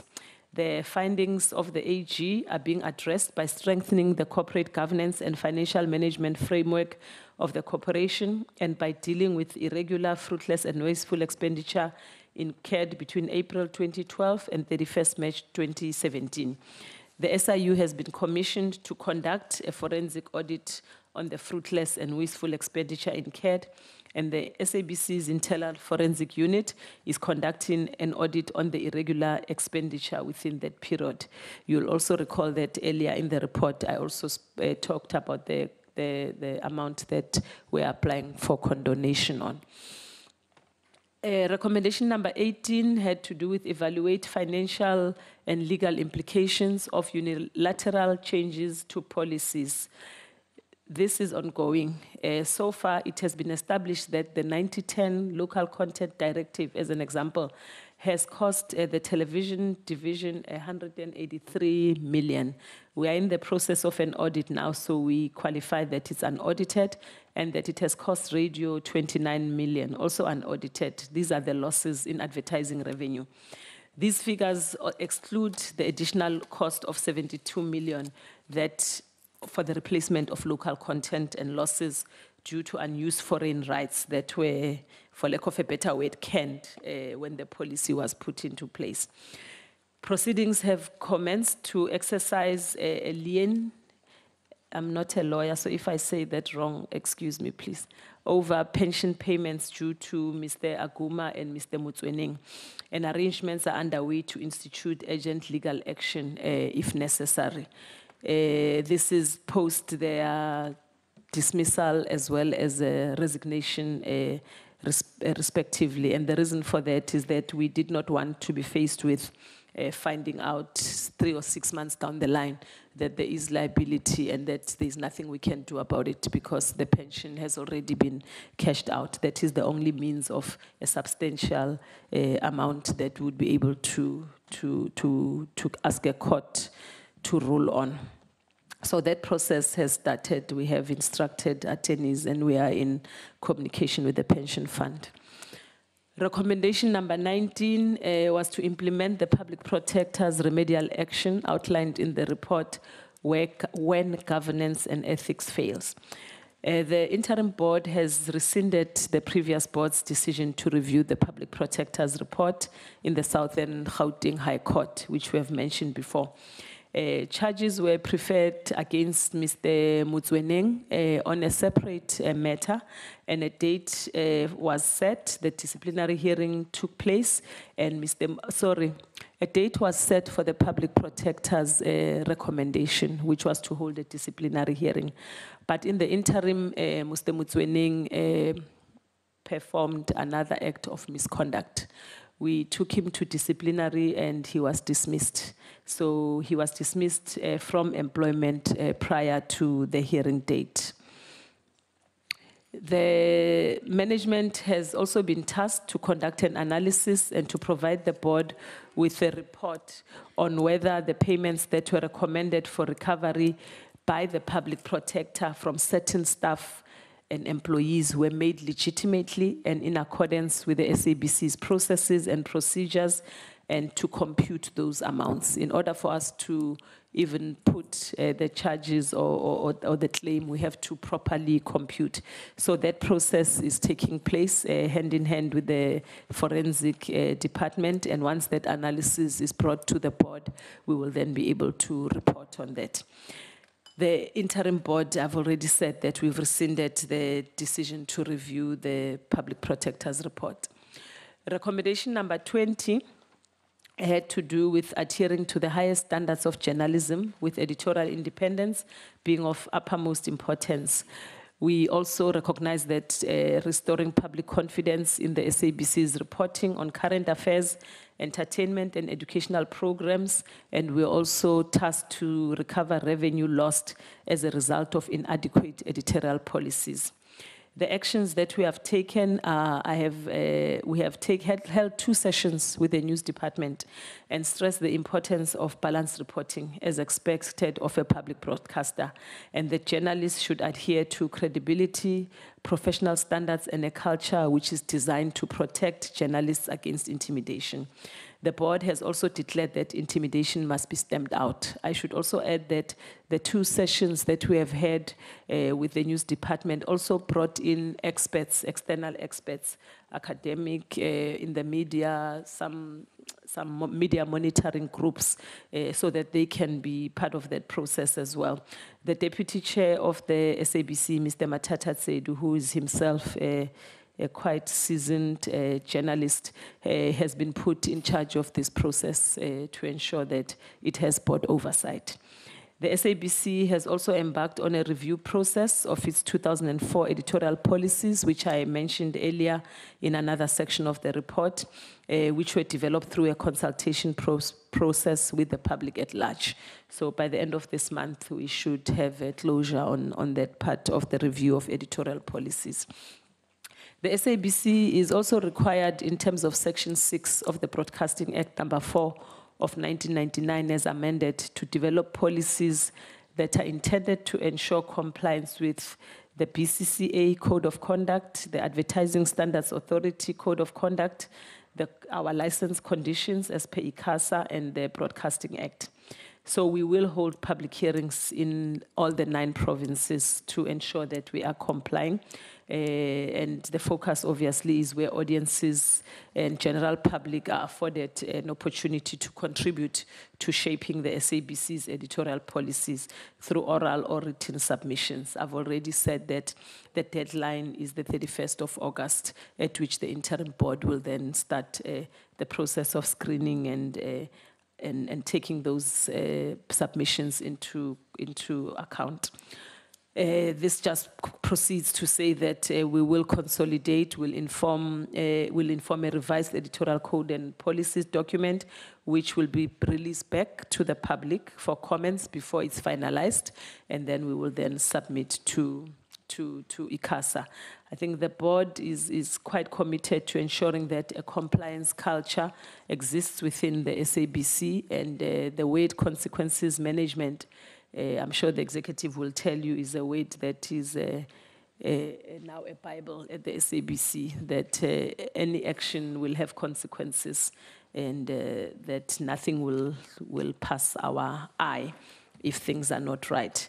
We have also demonstrated that we monitor decisions and that management deals with staff grievances. I think when the ad hoc committee came to the SABC, probably spent the whole day just listening to grievances. And you may sometimes hear that someone feels their email has not been responded to, and we just like to say that this is just the time, that we have just been faced with dealing with so much within a short space of time. And with our open door policy that has said you can send the chairperson an email, you can send a board member an email, we found that we probably chewed more than we can swallow, so that 5 people are expected to deal with the grievances of over 1,000 people, and just physically and practically we are not able to. But we have gone through, and we've even established a system now with the new acting GCO that we channel grievances through her, and she deals with the acting head of HR to ensure that they are reported on. Otherwise, we're just we're just exhausted, living at 11 every day, just trying to make sure that we are listening to everyone. And I think we realize that it's actually not realistic. Recommendation number 21 is to ensure an environment free of fear and intimidation or abuse of power. And I think our open door has shown that, and even though we say we are swamped with grievances, but we also get some feedback when matters are resolved that people are saying at last somebody is listening to us. And I think with also the new team sitting around this table, people are feeling that they can be more open. They have been received very well within the SABC, and people are feeling that at least they will be heard.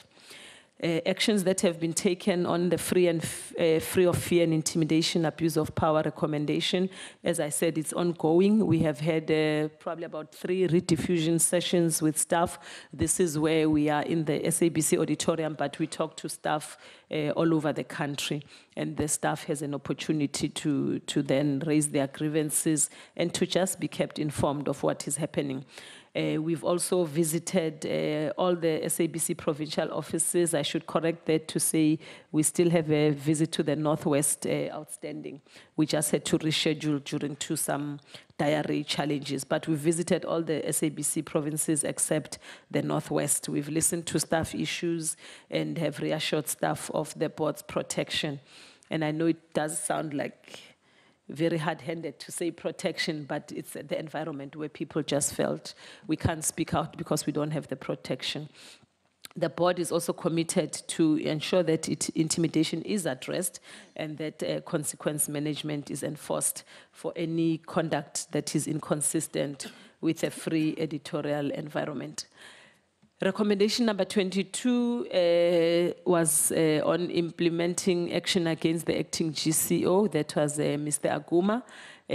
During the disciplinary hearing, Mr. Aguma resigned, so that has been completed. The Privileges Act, it is our advice that it can only be invoked by Parliament. So that means there is a certain part of that recommendation that is in Parliament's hands.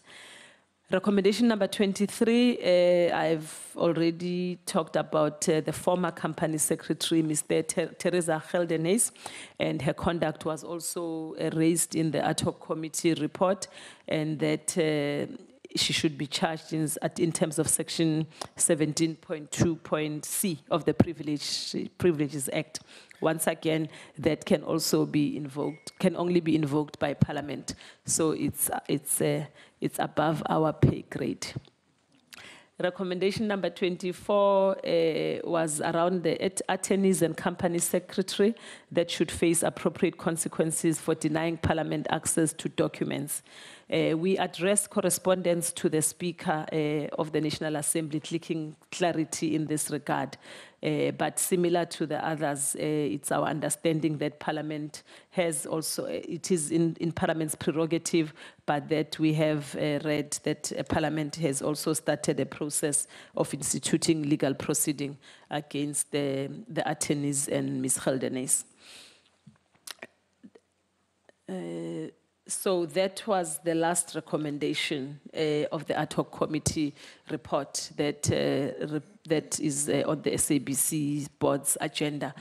But we should also, we'd just like to add maybe just a few other items that seize us that are not necessarily in the ad hoc committee report, but are just work that we had to do. We obviously have reported to this committee that we found very early on that we were probably not going to be able to meet our bills unless we interfere or intervene in the finances quite urgently. To this end, a task team was formed with the Department of Communications, and Mr. Mpanza specifically has been working with us almost full time to assist in applying for a guarantee. We understand that a decision is imminent, so within a matter of days, really, rather than weeks, we should be hearing about our application to Treasury via Department of Communications on a guarantee.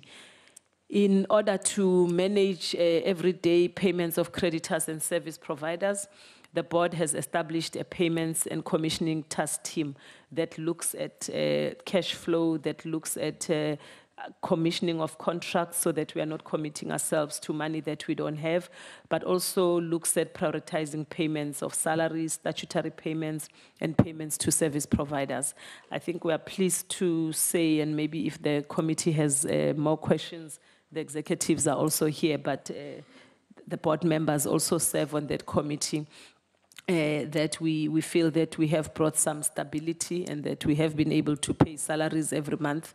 We have been juggling and paying Peter to pay Paul, robbing Peter to pay Paul as far as service providers go. But we think even that playing field we are leveling out now that we are no longer having threats of withdrawing content of toys at the SABC due to non-payment of service providers.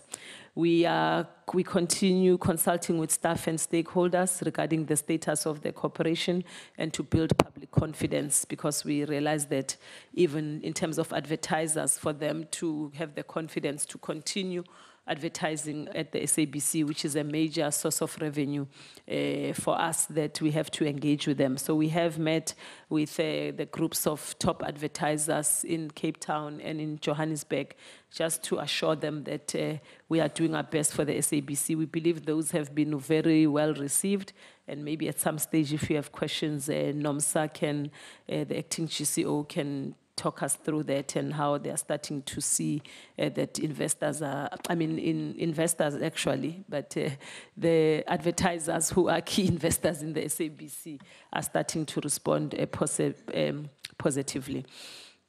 You may recall that we requested the withdrawal of the 27-18 and 2019 to 20 corporate plans that had been submitted by management in the absence of the board. We felt that we have to own it first and foremost, but also during induction, when we considered the corporate plan, we realized that the financial status of the SABC was not truly reflected in terms of the crisis it was in. There was no mention of how the internal dynamics contributed in which the SABC operates and how these will be dealt with. And for us, that really felt like we were being an ostrich, hiding our head under the sand and just printing paper and say it's a corporate plan when we are not really saying what it is about. So that was withdrawn. We have redone it, and a new corporate plan has been submitted. It was also a condition of our application for the guarantee that it is reviewed. And I have mentioned Mr. Mpanza earlier on from the DOC, but that is another example of how well we have worked with the DOC to ensure that we are aligned on a corporate plan, so that by the time we make our submission to the portfolio committee and to National Treasury, it is one that has buy-in from our shareholder. We have also, we talked about the committees, but corporate governance goes beyond just establishing board committees. It goes into financial management to ensure that the financial framework of the SABC is sound. And we have also approved terms of reference for all the board subcommittees that ensure that, honestly, there are no loopholes that can be used to break rules. The board is also in the process of investigating the appointment of all group executives and provincial managers made during the period January 2011 and December 2016. You will be aware that often in the media you'll get a story of what's happening in Mpumalanga or in some other province where there's accusations of irregular appointments. So we decided to do a thorough sweep and just ensure that we start that, because that's key. That's who is interacting with our stakeholders every day, and we want to make sure that the credibility and the integrity of those people is not questionable. We have scheduled our board meetings till the end of the board's term, so we can assure you that the next a little over 2 months will be fully occupied at the SABC, ensuring that we don't hand over to a permanent board with too many outstanding matters. The AGM is scheduled for the 24th of August 2017, which will be getting close to our handover period as well. And we hope to hand over and make final presentations to the minister to this committee and to SCOPA in September at the end of our term. Thank you. That is the end of our presentation. Thank you, Chairperson. Thanks a lot. I think the report is very clear, informative,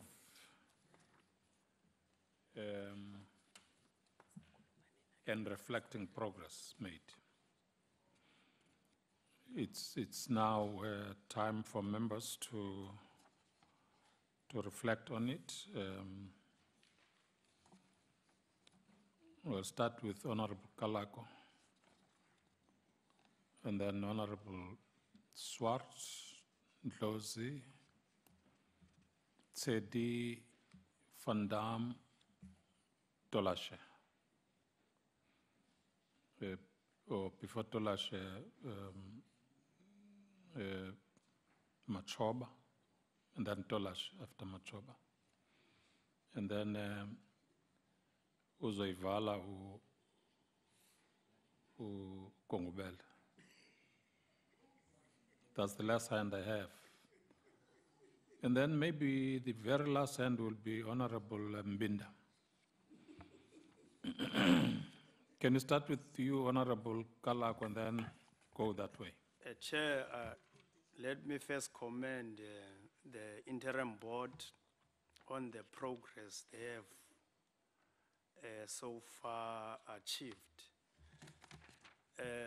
My questions, some of them will be just clarity. As you are saying, the report is, I agree, is clear. On this memorandum, I remember during the interim, during the ad hoc committee inquiry, there was this confusion around this memorandum of incorporation. Here you are citing the one by the then Minister Yunus Karim, which you are looking at. Then there was the other one, which was, I think the allegation then was that Minister Mutambi had amended and put some other powers to herself, and to an extent that the board can take decisions without being correcting. That, Chair, I'm raising that because it comes to this appointment of the secretary. I think we'll have to go back to the minutes of our committee, because the minutes of our committee, and maybe check notes with the interim board, they give us a different thing on. Because I'm certain, Chair, this change happened during all that process of manipulating things in the SABC. Because Ms. Helen Hayes was centrally involved. And all of a sudden, when she was appearing to us throughout, even before we took a decision on inquiry as a committee, we were told that, no, there's a new one. Even that one, we had it on writing. It was never expelled out to us. So I think we'll have to follow that. I think there's a concoction of some minutes. You might be getting some minutes there, which are actually manufactured to an extent that they are something which I have my suspicions on that, Chair. That's the first one. I want us to maybe follow that. The second one, the clarity. Do you have cooperation in working cooperation with the SIU? And if so, because in your report, your internal forensic team, which does indeed investigations, have already reported, and you forwarded some of those outcomes by the internal forensic unit you have to SIU. Have you received any report from SIU? Because to me that is important. because sometimes processes are held and people sometimes who have done wrong are given a long leeway because of these unending, investigations of SIU, especially now. So that's where my interest is. And then, Chair, the other point is, I agree with them, with the interim board. Some of those last issues which appeared in the ad hoc committee, those belongs to us, parliamentary matters, those ones, and the speaker.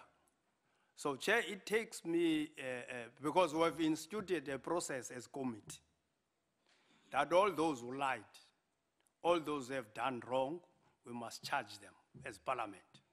We have not put that burden to you, knowing very well. And you have done already work for us to refer those things to the speaker. Chair, there's all this, I think, Chair, we must take a decision as this committee, that you go and ask the speaker, where is the report of the legal opinion, which we instituted as a committee, and it went to his office, to her office. So I think as this committee, we must take that decision, because that will help us to follow up on also on these other areas you are raising. Coming to definitely, I think the interim board, you are taking a good position, right, a correct one. Go to these provinces. We can't end only there at the SABC. The damage has been done at the provincial offices, so that everything is cleaned from head office down to provincial offices. Because if we still get reports like, as you are mentioning, like the Mpumalanga incidences and issues, it means there are still areas where there are problems. So to me, Chair, I think the board have, but I want, Chair, to really emphasize this. As a committee, let's do our part, so that by the time the interim board is actually handing over, we have finished with all areas and issues coming from the ad hoc committee. The new board coming in can start really to reorganize and make sure that this SABC become a real public broadcaster, not what was happening in the past. Thank you, Chair. I think that proposal for us to take a decision is supported for the speaker. I don't think we'll have to go back to that one. Thank you. Honorable Swart. Chairperson, thank you for allowing me the opportunity. Firstly, may I, just from my side, commend the interim board for the hard work you've done under massive pressure. The ad hoc committee gave you a lot of work to do, and I think you've done commendably to implement as many of the recommendations as you can. I just want to raise a few issues, Chairperson. Feel free to cut me because there's a lot and there might be a second round of questions. I don't want to take too much time. But on the 9th of May, the SIU unit appeared before the Justice Committee, which I serve on, and I then asked them, will you assist the SABC and other SOEs? And Advocate Matiba then said he would, and he has been engaging, and he gave us in the Justice Committee an undertaking that he would seek an urgent proclamation. And I see in your reference to your document, you've referred a lot of issues to the SIU correctly, because I recommended that. It was part of the ad hoc committee's recommendations. The challenge is, of course, and it's beyond your capacity, but this is something, Chair, that the committee might want to raise, is that the proclamation has still not been authorized by the President. So the SIU can do nothing until that proclamation has been granted. We understand from the justice side of things that the Minister expedited it, the Minister of Justice, and now it's sitting on the President's table. Chair, we as Parliament cannot allow that to continue. Whilst it is in the prerogative of the president, it is something we need to, it's now 3 months later that we are still waiting for that proclamation. And clearly you want action as well. So it's not so much a question to you, but it obviously inhibits you winding up the recommendations because the SIU cannot act in the meantime. That's the first issue that we might need as Parliament to look into that. Secondly, one of the recommendations related to the environment of fear and intimidation, and you did mention that you'd had discussions with staff members. Obviously, one of the glaring issues that came up with the SABC 8, and we now know that Masuna Fenta has passed away mainly as a result of stress induced by this incident and other incidents. And I think that maybe you could unpack a bit more. What are you doing to follow up on those issues, those threats? Chair, from my side, as a member that sat here, when the SABC 8 appeared, we took it very seriously, and we said we need to, and the chairman then of the ad hoc committee reported it to the police, but we see now, sadly, a journalist has passed away due to stress induced through all the intimidation that took place. Is there something more that you can do in your regard to ensure that, and to follow up with the police to see whether those investigations, those very serious threats against the lives of journalists have been followed up? The third issue, Chair, relates to the financial situation of the SABC. It's an issue which I went into in great depth during the ad hoc committee, and I looked into the management letters, and it was of great concern that what was being portrayed to us then was not accurate, as we now know, the cash flow crisis. You've indicated that you will be seeking, and part of it was the funding model to assist the SABC that needs to be looked at, and obviously that will be going forward. But you've indicated that you will be approaching National Treasury for a guarantee. Have you got indications as to what the size of that guarantee will be, and under what conditions will it be granted? I'm also very pleased at the action that you've been taking to bring back the advertisers, which will assist you, and that really is very positive. But my concern is, I think you indicated that you're presently with an audit is ongoing at the moment. And is there not a concern that you might again have a situation where the Auditor General issues concerns about the going concern basis of the audit preparation? We understand that you might not be that there's no issue of insolvency, assets exceed liabilities, but the preparation of the audit on a going concern basis, that to me is a possible concern. And if you'd comment on that. Chair, I'd hold over to a second round. I don't want to take up too much time, but thank you for the opportunity. Thank you very much, Honorable Doze. Honorable Swart Khefar. I want to agree with Honorable Swart that it must be a concern that we must express from these chambers, Chairperson, that the proclamation has not been signed by the President of the Republic. I think that he's delaying the restoration of stability in the SABC, and also it affects this work that has been commissioned by Parliament. But most importantly, I think he's delaying justice, because there's evidence, there's a lot of wrong contracts, and there are people that ought to be pursued so that there can be justice in the ways in which that public broadcaster and its funds were misused by these individuals who were involved. So the SIU can't move and let the country know it's because of Mr. Zuma. He's sitting on the proclamation. It's unacceptable. And maybe he's implicated, I don't know. Anybody who is not implicated would have signed it already.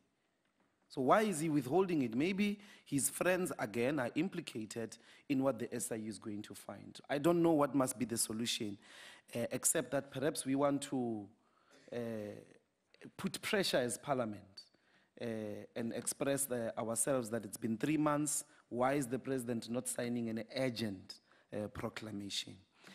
Which leads me to a couple of other things here. I'm not happy that the SABC interim board is hesitating to press charges. I mean, this is on page 8, you say the board is currently considering the institution of criminal charges against those employees who allegedly participated in criminal activities.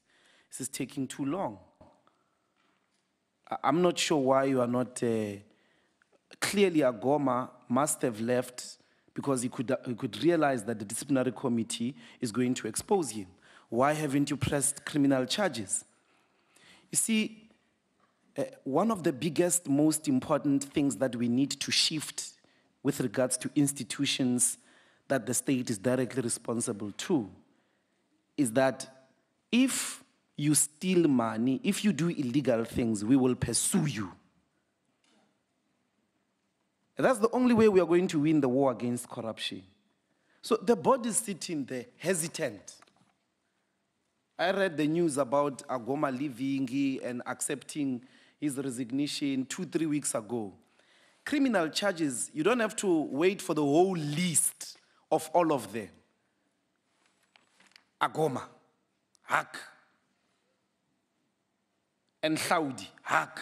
Why haven't you, at least against these two individuals, why haven't you instituted criminal charges so that accountability can I'm not happy. I think you are also adopting the same process of being slow like the President of the Republic. So maybe you will redeem yourself in a moment. And then on page 12, the process to recruit GCEO and CEO and COO is almost finalized. The copy of the contract in terms of, I'm not sure, submitted to the minister and waiting her approval prior to the completion process. When was this done? And I'm just trying to get a sense if the minister is cooperative herself, because she acts in the pleasure of the president. Was the minister, when was this done, and has the minister cooperated? Including on these acting appointments. I know that in terms of the legally justified MOI, she doesn't necessarily have to second. But I want the chairperson to clarify us if the minister has been cooperating with regards to those appointments. And then, maybe this is the second from the last point, page 15. No, this was, I think this was sufficiently clear. Now,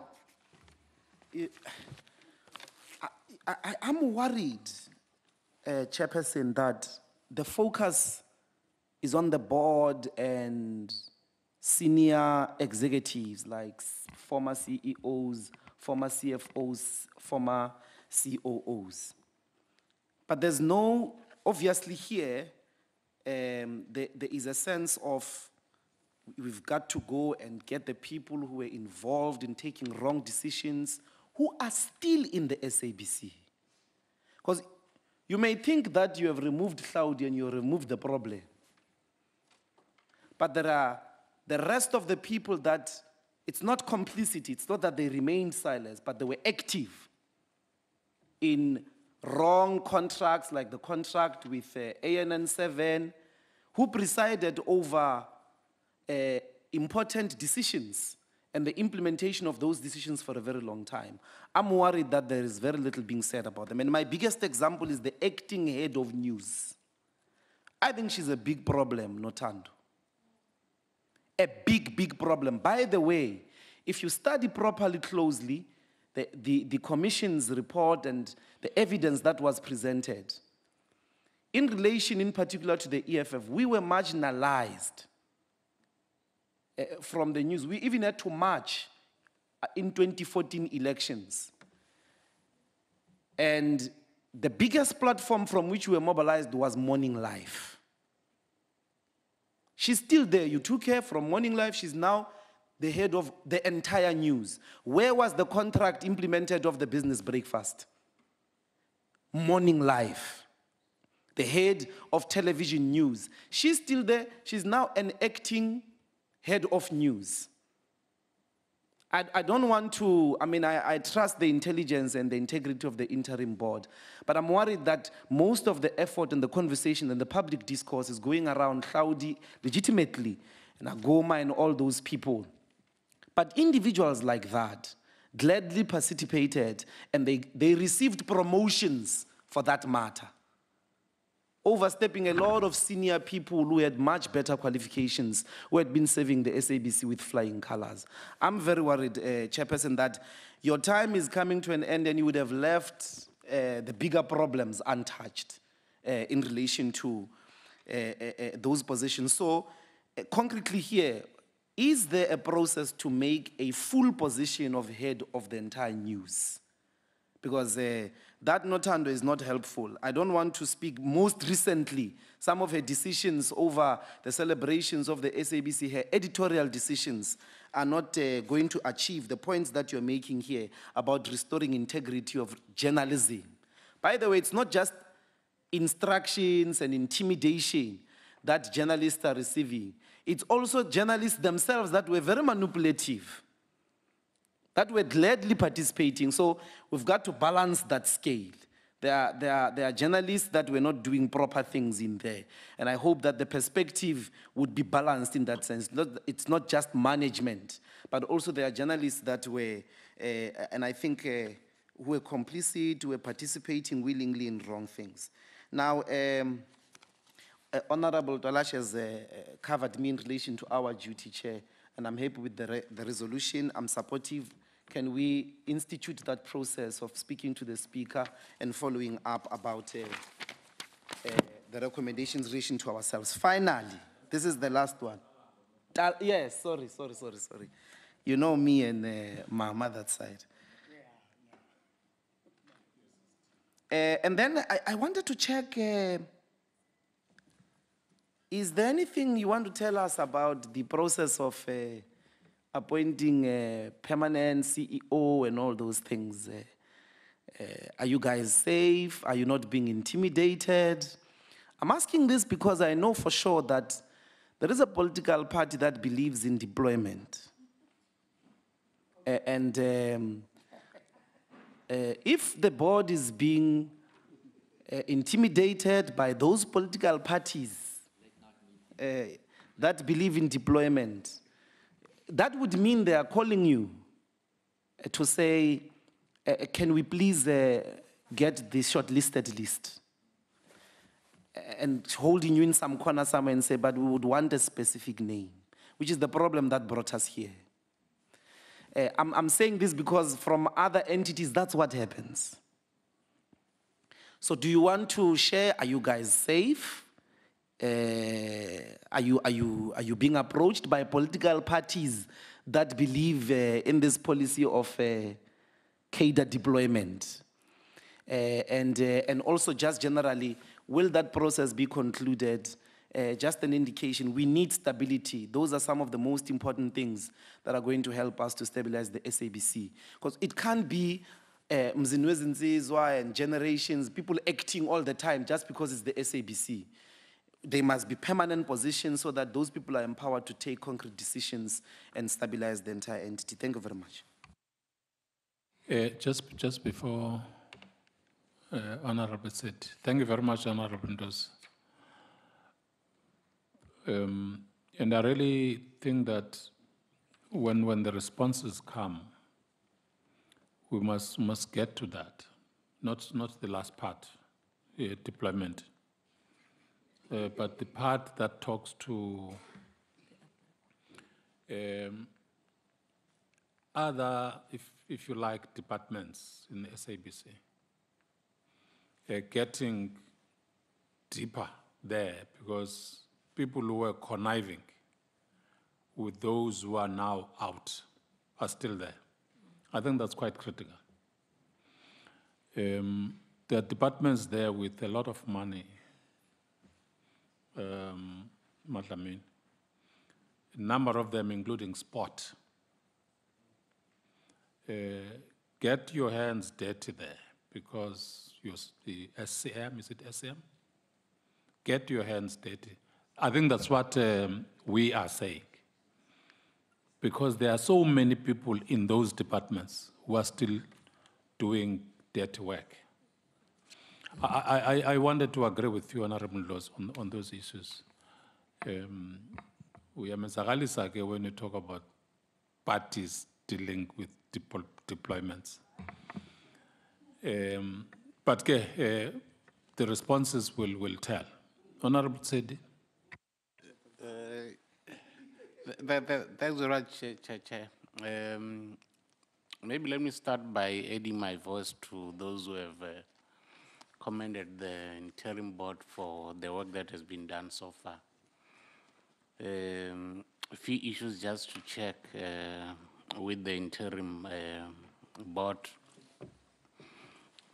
Page 13, where you're talking about performance contracts. The report only talks about the target for senior management, and I'm interested in knowing what about the rest of the employees in the department.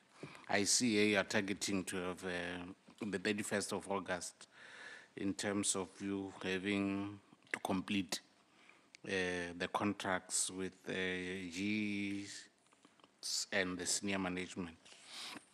The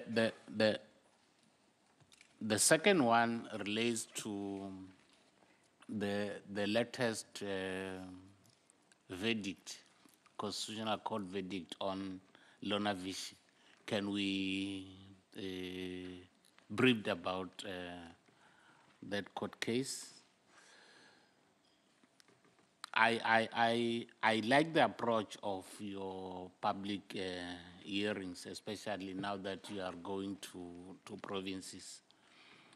But I will appreciate a situation in which this thing does not only happen when we are implementing recommendations of the ad hoc committee, so that in the long run, it should really be a real public broadcaster. Can it be something that we do on a regular basis? Just to go and listen to what people are saying about their public broadcast. In all the interactions we have not been having, something that has not been coming up very, very clearly, it's how you relate with how the interim board relates with organized labor.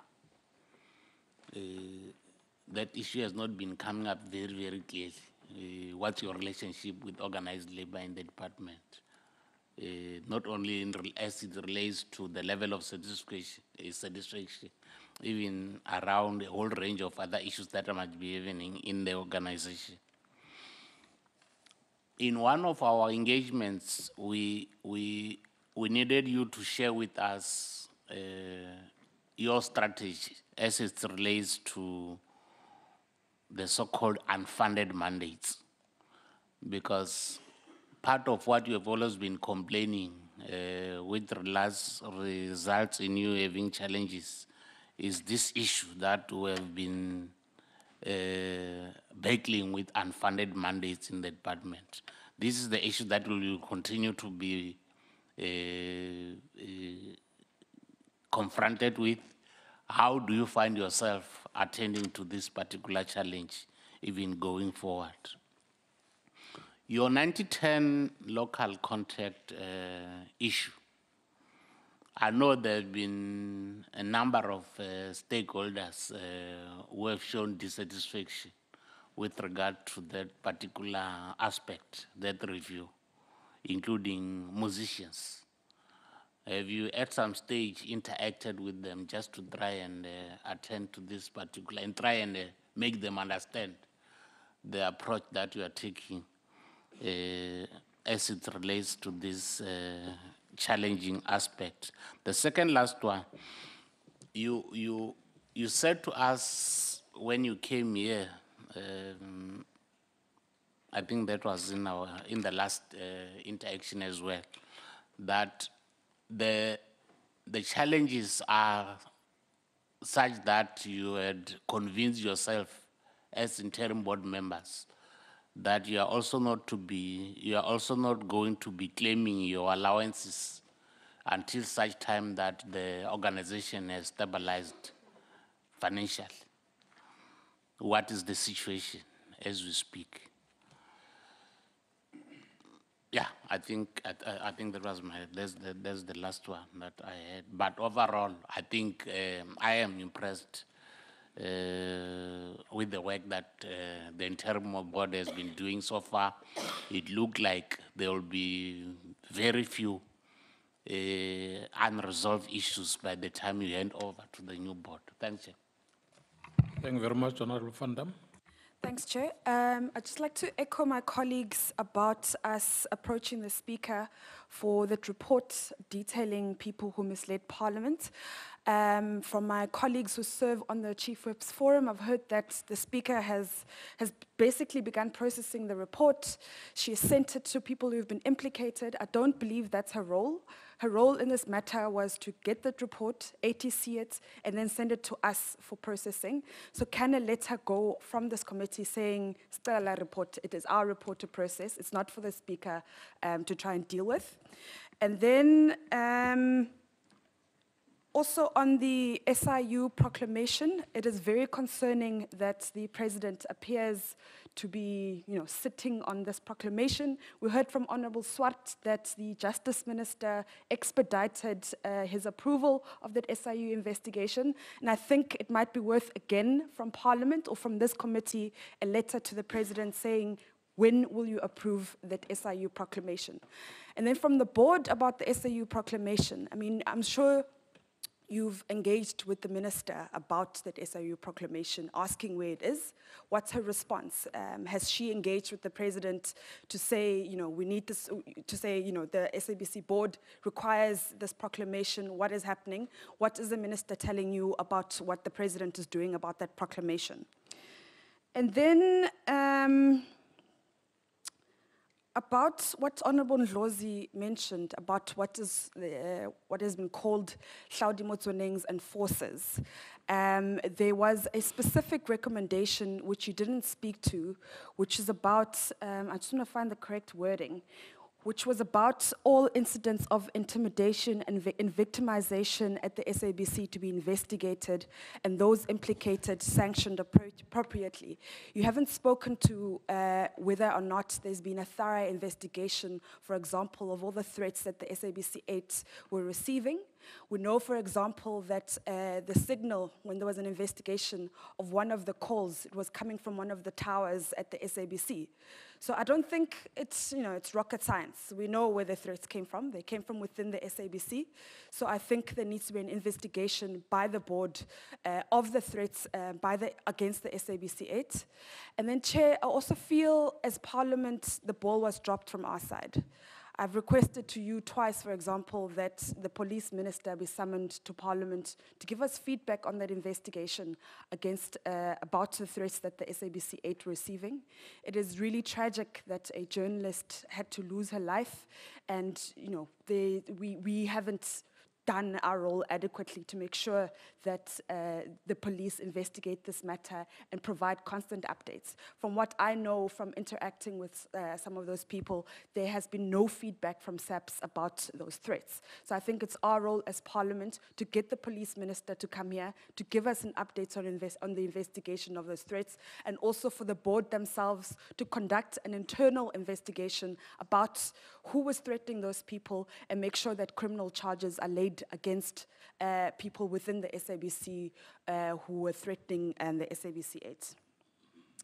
And then also about the enforcers, there was a report that Suna Fenter gave to the SABC inquiry about enforcers. In that report, it includes people such as Nolutando, as mentioned by Honorable Ndlozi. It includes people like Sophie Mekwena. It includes people like Sebulelo Ditlakanye. I don't know if you have that report, but I'd be happy to share it with you. I believe all those people must be investigated. Any people that willingly participated in Hlaudi Motswaneng's reign of terror must be disciplined and criminal charges laid against them. And then The issue of, so I see we have a new acting CEO, a new acting CFO. The last time you were here, there were different actors.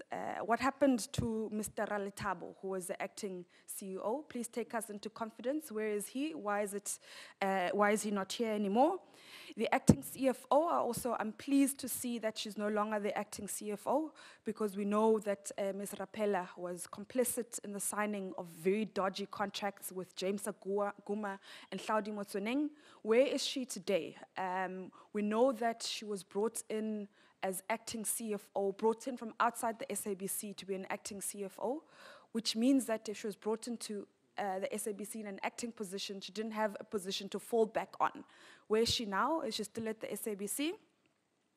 And then the issue of, I'd like to also request that you do a little bit more investigation about the issue of Lindiwe Bai. I'm also not 100% convinced that her appointment was approved as company secretary, because I remember during this SABC inquiry, which was in December 2016, she was being referred to as the acting company secretary. She wasn't permanent. There was no indication that she'd been made permanent. So I'd also like to request that you do a little bit more investigation about that. And also the issue of Prof. Magove. Now, I was at that court case where he wanted to interdict the SABC inquiry. His lawyers were at pains to say it was there they were appearing in his personal capacity. In fact, the SABC wasn't even part of that court case. They only joined at a later stage. So the SABC wasn't involved at all. He was there in his personal capacity. So there needs to be an investigation of who it was at the SABC who approved for that insurance fund to be used to pay for his legal costs, when it was very clear. His lawyers said we're appearing, Prof. Magove is appearing in his personal capacity. He is not appearing in his capacity as SABC chair. The SABC was not part of that court case. So who at that SABC approved for public money to be used to pay the cost of that court case? And then,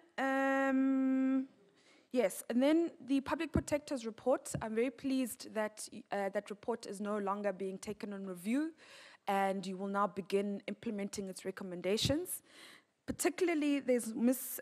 Sally Motsweni, who was implicated in that report as having been favored by Hlaudi Motsoneng, appointed irregularly, given salary increases irregularly. Can that please be taken up, and that money be, the process for appointment reviewed, and any salaries that you received irregularly also be dealt with? Yes, I think I've asked all my questions. Thank you, Chair. Thank you very much, Honorable Van Dam. Honorable Machoba. Thank you, Chair. I think let me not repeat the same questions or the same clarities. The only thing I can do is to salute the interim board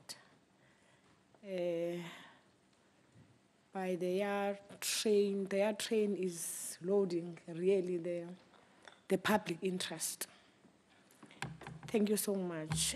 Chair, mine is just to know about, is that interim board is aware about the Mr.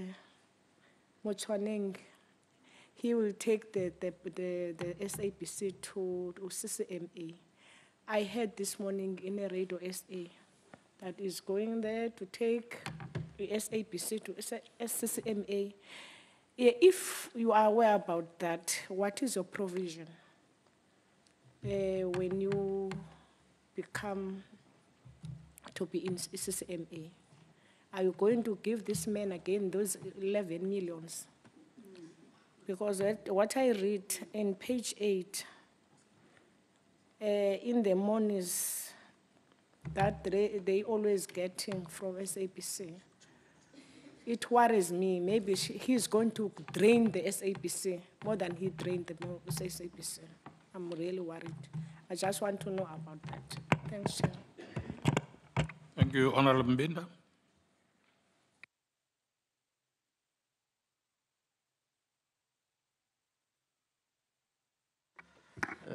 Thanks, Honorable Chair. Yeah, in fact, I don't have to repeat what other members have already said. Mine, obviously, I'm also very happy with the work that has been done thus far. Mine is just, to check this 2.1 billion. I understand that you said you have applied for a condonation, the one which is related to sports and television. Maybe you have explained, but I would like at least to know at least the reason or the rationale behind that in this particular one, not the others. And then also this issue about the forensic, internal forensic unit. This work that you have referred to SIU, in your opinion, is it not the work that should be done by the internal one because of their hands-on and understanding of what has been happening? Don't you think it will be better expedited if it were to be done by them, or you consider some of the work that you have referred? I know, you see, you need to conduct your internal and external. But the internal investigations and so forth, or internal hearing, it is within your competency. At least you can still influence the expedition of the process in that one. This recommendation also that you have made, the legal action to recover monies that were paid, maybe I just want to check, are you trying to recover monies paid, or are you trying to hold those that have sanctioned the payment of those monies liable? Because if those monies were sanctioned, or those decisions were taken by the board, obviously, someone from the board, but I'm not sure how you intend recovering, because if they were given by the board and it was within the competence of the body to do that, how do you intend recovering them from those that were given the monies? You see, I've been just asking those questions to myself. Considering the institution of the criminal charges against those who participated in the meetings, can you expatiate on that? Because I am called to a meeting, and obviously there's an agenda, and there are people who are responsible in calling meetings and taking decisions. Does that mean everybody who attended? But I'm trying to understand this, because for me it is a gray area, and I also want to check what is it that you think you will achieve. I'm just thinking about ordinary participants in the meeting. I'm not concerned about the board, or if it is a board or a group executive meeting. Maybe you can expatiate so that at least I understand. And also in all these other things, including the internal and forensic unit, do you have any time frames, just to check, you see, so that at least we don't discuss this thing again and again all the time? On page level, these individuals that you are referring to, have they been identified? Do we know these individual board members, group executive members, and so forth, or officials or employees, or are we still in a process of still identifying them, those who were involved in this criminal, or who participated or were involved in the criminal activities? So, yeah, I don't want to repeat the questions that were asked. And for me, those are the few questions that I have. Thanks, Chair. Thank you, Honorable Mbinda. Honorable Tolashe. Sorry. Thank you very much, Honorable Chairperson. The risk of repeating everything that has been said by honorable members, but I should just want to add my voice on congratulating the manner the interim board have conducted its business. I really want to say thank you very much. We are quite impressed. You have done something that we are all yearning for, but most of the time unable to do it.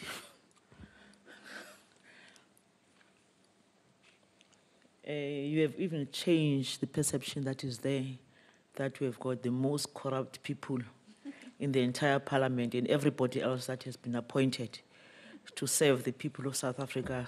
All that belongs to the one bag and the bag of corruption. You have just proved yourself in a very short space of time that there are still good South Africans that are really prepared to serve our nation. Thank you very much. Chair, I also want to congratulate you for having won the cases that you had, especially against Lona Vision. I don't want to imagine what would have happened if we did not win that case. I'm including us now, said we won the case. But if we would have lost the case, it was going to be you having lost the case. It has got nothing to do with me. It's nature. When it's good, it's all of us. But when it's bad, it's some of us, but it's not me. Chair, to the DOC, the issue of people acting, I hope people that are brought to come and act are clean. There should be no doubts about their role during the situation that the SABC found itself. Because, honorable board members, if there is that, it will really make your good work to be as bad as the former board was. So to the DOC, everybody that we have brought to come and act, I'm sure you have double-checked. I'm not doubting anybody, but I'm just emphasizing to the fact that there should be no investigation about anybody who is brought to come and assist the board and be part of the interim board. Because if that is the case, it will create a huge problem for the South Africans to say, you have not stopped what you are known of. So it's just, this is my appeal. I congratulate beautiful women who are being brought to come and act. I know for a fact that with them, the work is done. Because with men, the work was to be discussed. Chair, if the board can please assist me with the issue of the insurance. I accept there's insurance and everything that is so good about it. But my small problem is that, why did we get into that arrangement? Maybe we did not pick up at the time we were supposed to have picked it up.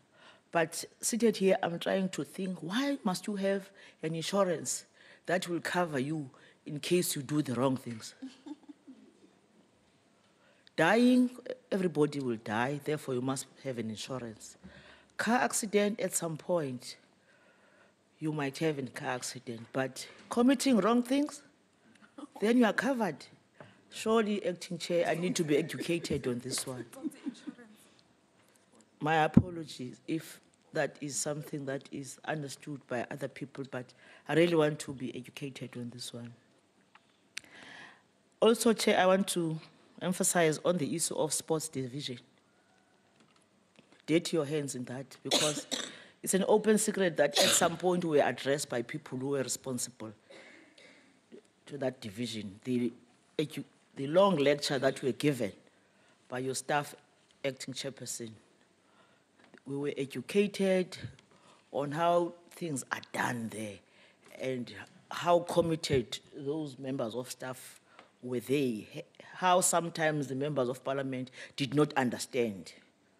That's the lecture we got. But unfortunately, as the things are coming out, we get to understand that this, in fact, it's one of the most corrupt divisions in the SABC. So please, get your hands there. Chair, on the issue of SIU, I agree with members, but I want us to get to know legally, how long must it take? I'm sure where I'm seated, this is not, cannot be an open-ended kind of an arrangement where someday the president shall sign. I'm sure it does not work like that. I'm sure there should be time frames. And if there are no time frames, how can the leader of government assist us in this regard? Because I don't want us to put it, to generalize about it. I want us to stick to the rules, to say, if the arrangement is say, then the president shall sign, as the people shall govern. It means it's an open-ended thing. And unfortunately, we play into the perception that here we are a corrupt government, even when people have done the good work to try to expose, we are still tardy in doing so. We don't respect time. So, Chairperson, let us be assisted here, especially from this side of the table, because the ad hoc committee was very clear. It presented its report. It was adopted by the House. The leader of the House and in the Speaker in this regard must really come into the play and make sure that at least by end of August, if there is no signing, there should be an indication to say exactly when is this going to happen. Because we've chased everybody else. We can't be seen chasing some, but not all. Because it will be alleged to be inconsistent. And as other honorable members have just indicated the fact that the office of the president is the last office to defend and make sure that we deal with corruption or the perceived corruption. So once the issues are in the table of the president, that's the last hope. Therefore, the last hope must be the hope of the people. So that will be my take, Chairperson. Chairperson, on the issue of the employees that were surveilled, they might be somewhere, fine, but the SABC surveyed illegally so. So you are only still here. You have committed the crime of illegally surveilling the people. I don't want to imagine what happened if you are being surveilled. We need to clean SABC to get to know which unit within the SABC was involved in that. Because SABC has got nothing to do with the issue of the security of this country. You have got nothing to do with that. So you took a role that does not belong to you for reasons that is best known by the people who did that. But what this interim board should do is to make sure that we investigate who was involved. I don't believe that it was Motsoneng only, or Aguma only. As the members have been saying, we still have the Motsoneng of this world within the SABC. Also, fearing the fact that that case might come back, those people can come back to say, I'm putting a case against SABC.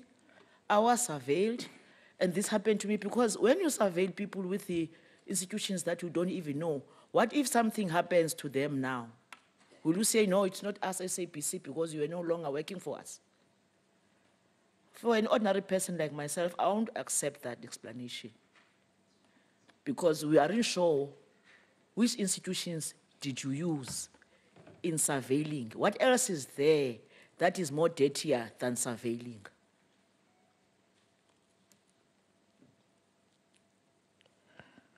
The criminal charges against everybody else who was involved in everything that was wrong. I think I agree with honorable members to say, interim board, move this with the necessary speed. Mababoshwa abantu abenza into is wrong. Ayikho enye into soyitsho, umuntu owenza into wrong akaboshwe. You are sending a very good message. There should be implementation as well. Umuntu ongeke aboshwe umuntu ongenzanga nto. And we agree. Umuntu ongenzanga nto should not be in trouble. But all those who are involved into this, there should be consequences. I'm happy with the issues of the finances, but also, Chair, with the issue of the appointment of acting. I hear the progress report, I'm impressed, but also there should be some speed in that, honorable members, especially in the lower levels, because that's where the problem is taking place. At the levels where everybody is looking at and everybody can see, it's going to be cleaner. But beyond that, I'm sure you need to put people who are going to be able to account by making sure that you appoint people on permanent basis. Chair, it's a pity that the OC, I remember in one of the portfolio committee, I appealed to the minister to say, on the issue of the 90-10, if she can please talk to the nation about that matter. Because you can't deny the fact that there's a lot of distortion of issues there. And it cannot be the SABC role to explain that, because she is there on behalf of the people. And she is implementing the policies of her own party. And she must take everybody into confidence. Whether this has been the policy, whether if it was the policy, was it implemented correctly? If yes, let's all celebrate. If no, what were the problems within that, and how best is she going to make sure that as a shareholder, the SABC corrects? Because I don't want to imagine, I know where I'm seated. Forever, people are pointing fingers at you to say, you are making artists to be hungry again. You are responsible to take back the victories of the ordinary people who carried us during difficult days. That's what people are saying about you. And your role is to implement what is in the paper insofar as the policy and the act is concerned. But in this regard, I think the minister must still take the nation into confidence, because you cannot isolate artists from the nation and the nation building. And if you are seen to be frustrating that section of the people, it talks a lot about you and where South Africa is coming from. So I would really appeal once again to say, let the minister get into the space in assisting on the perceptions that are there, that again, you are a reckless government that doesn't care about the people. And silly individuals sometimes takes advantage of those perceptions that are not necessarily true. So, Chair, that will be my take, but I also want to congratulate the interim board of not claiming what is due to them. It's rare to find. We come before the meeting ends, we want forms so that we can sign, get what is due to us, even before the end of the meeting. In my other life, you know, say, "Sapi form kaloku sisayine, sizohola." If you still have such people who don't mind, even if bawuhola late, get what is due to them later, I'm really personally impressed about that conduct. Thank you so much. How I wish that can be done by everybody of us.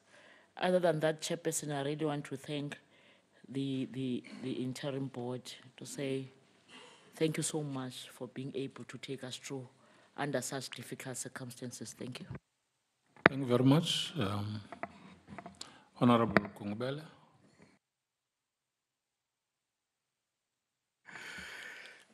No.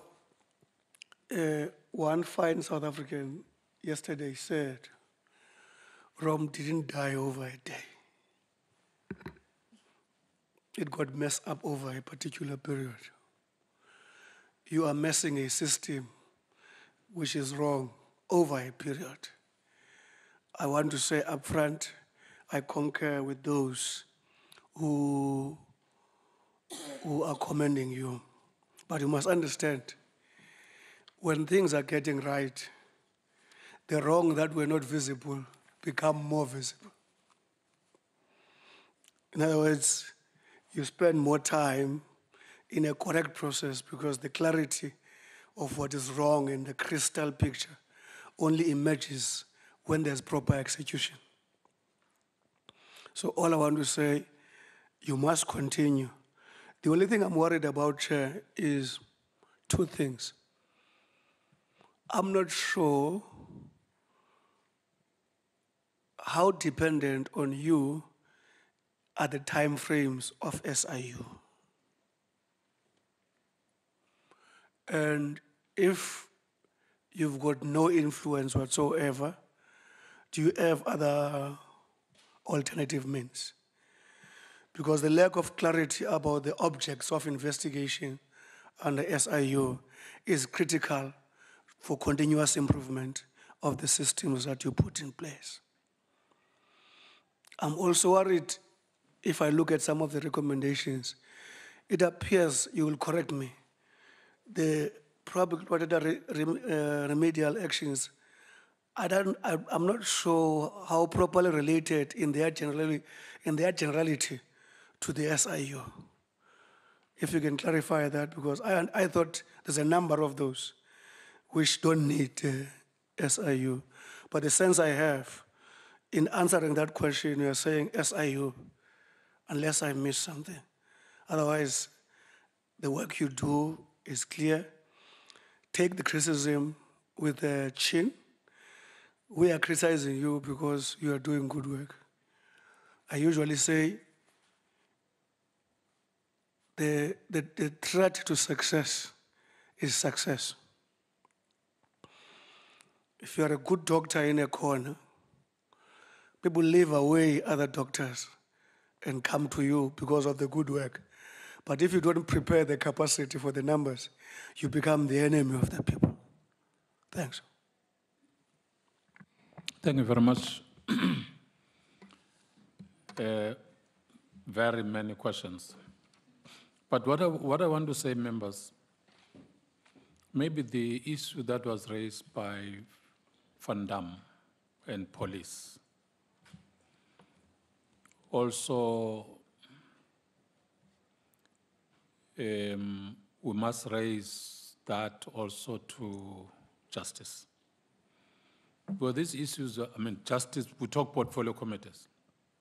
There are so many things that are so related on how we must do our work, particularly on this one of ad hoc committee. Because this issue of SIU, justice is handling it, and I think we must also have that interaction with Justice Portfolio Committee on the matters, so that we know who is delaying this thing.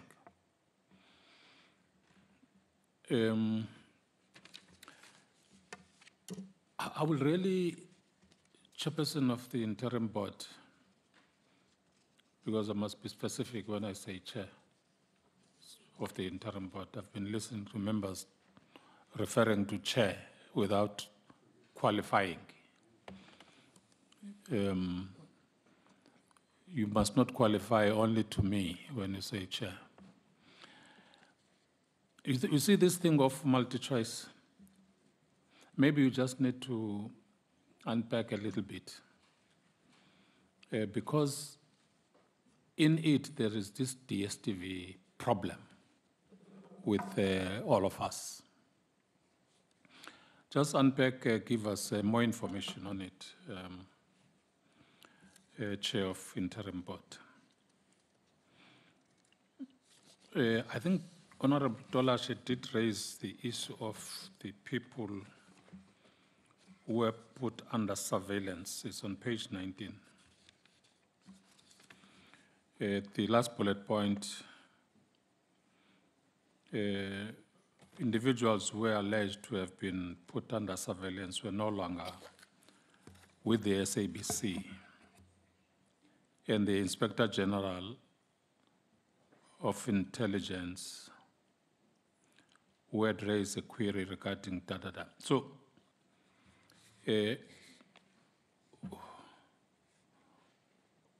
what happened to these people? Where are they? They left SABC. What were the issues? Where are they now? And maybe also the nature of the surveillance. I think that must be put into bear so that we understand exactly what was. I think Honorable Tola was raising that. I think the second thing, this one is really out of order because the Act is very clear that the interim board must be six people. Are you five? 5, yes. It's 6 months. Not more than 6 months, but you are 5.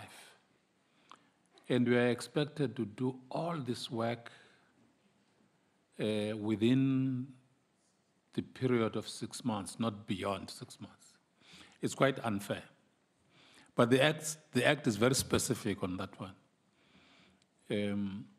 Maybe it's something that we should have looked at. I know we're still handling the question of the Act, but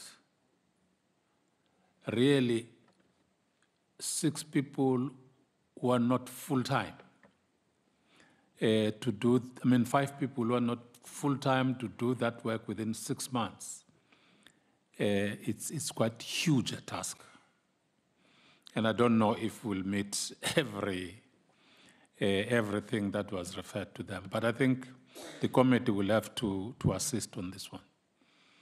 It's just by way of saying you are doing good work, but it's an overload, if I can put it simply. It's an overload, but you are trying. And I think we must also assist as the committee to try harder and meet the deadline. Can we leave it at that and maybe 5 minutes comfort break?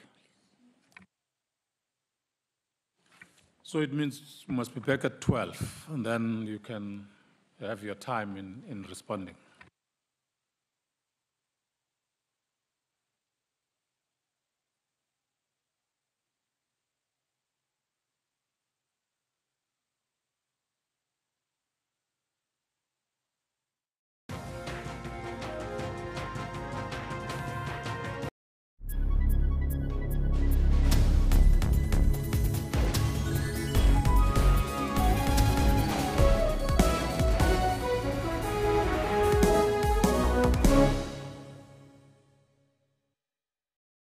If you ask this Irish master whiskey distiller why sometimes whiskey is spelled with an E and sometimes without, he'd say, "Oh, to be sure. Are you fair so good, look?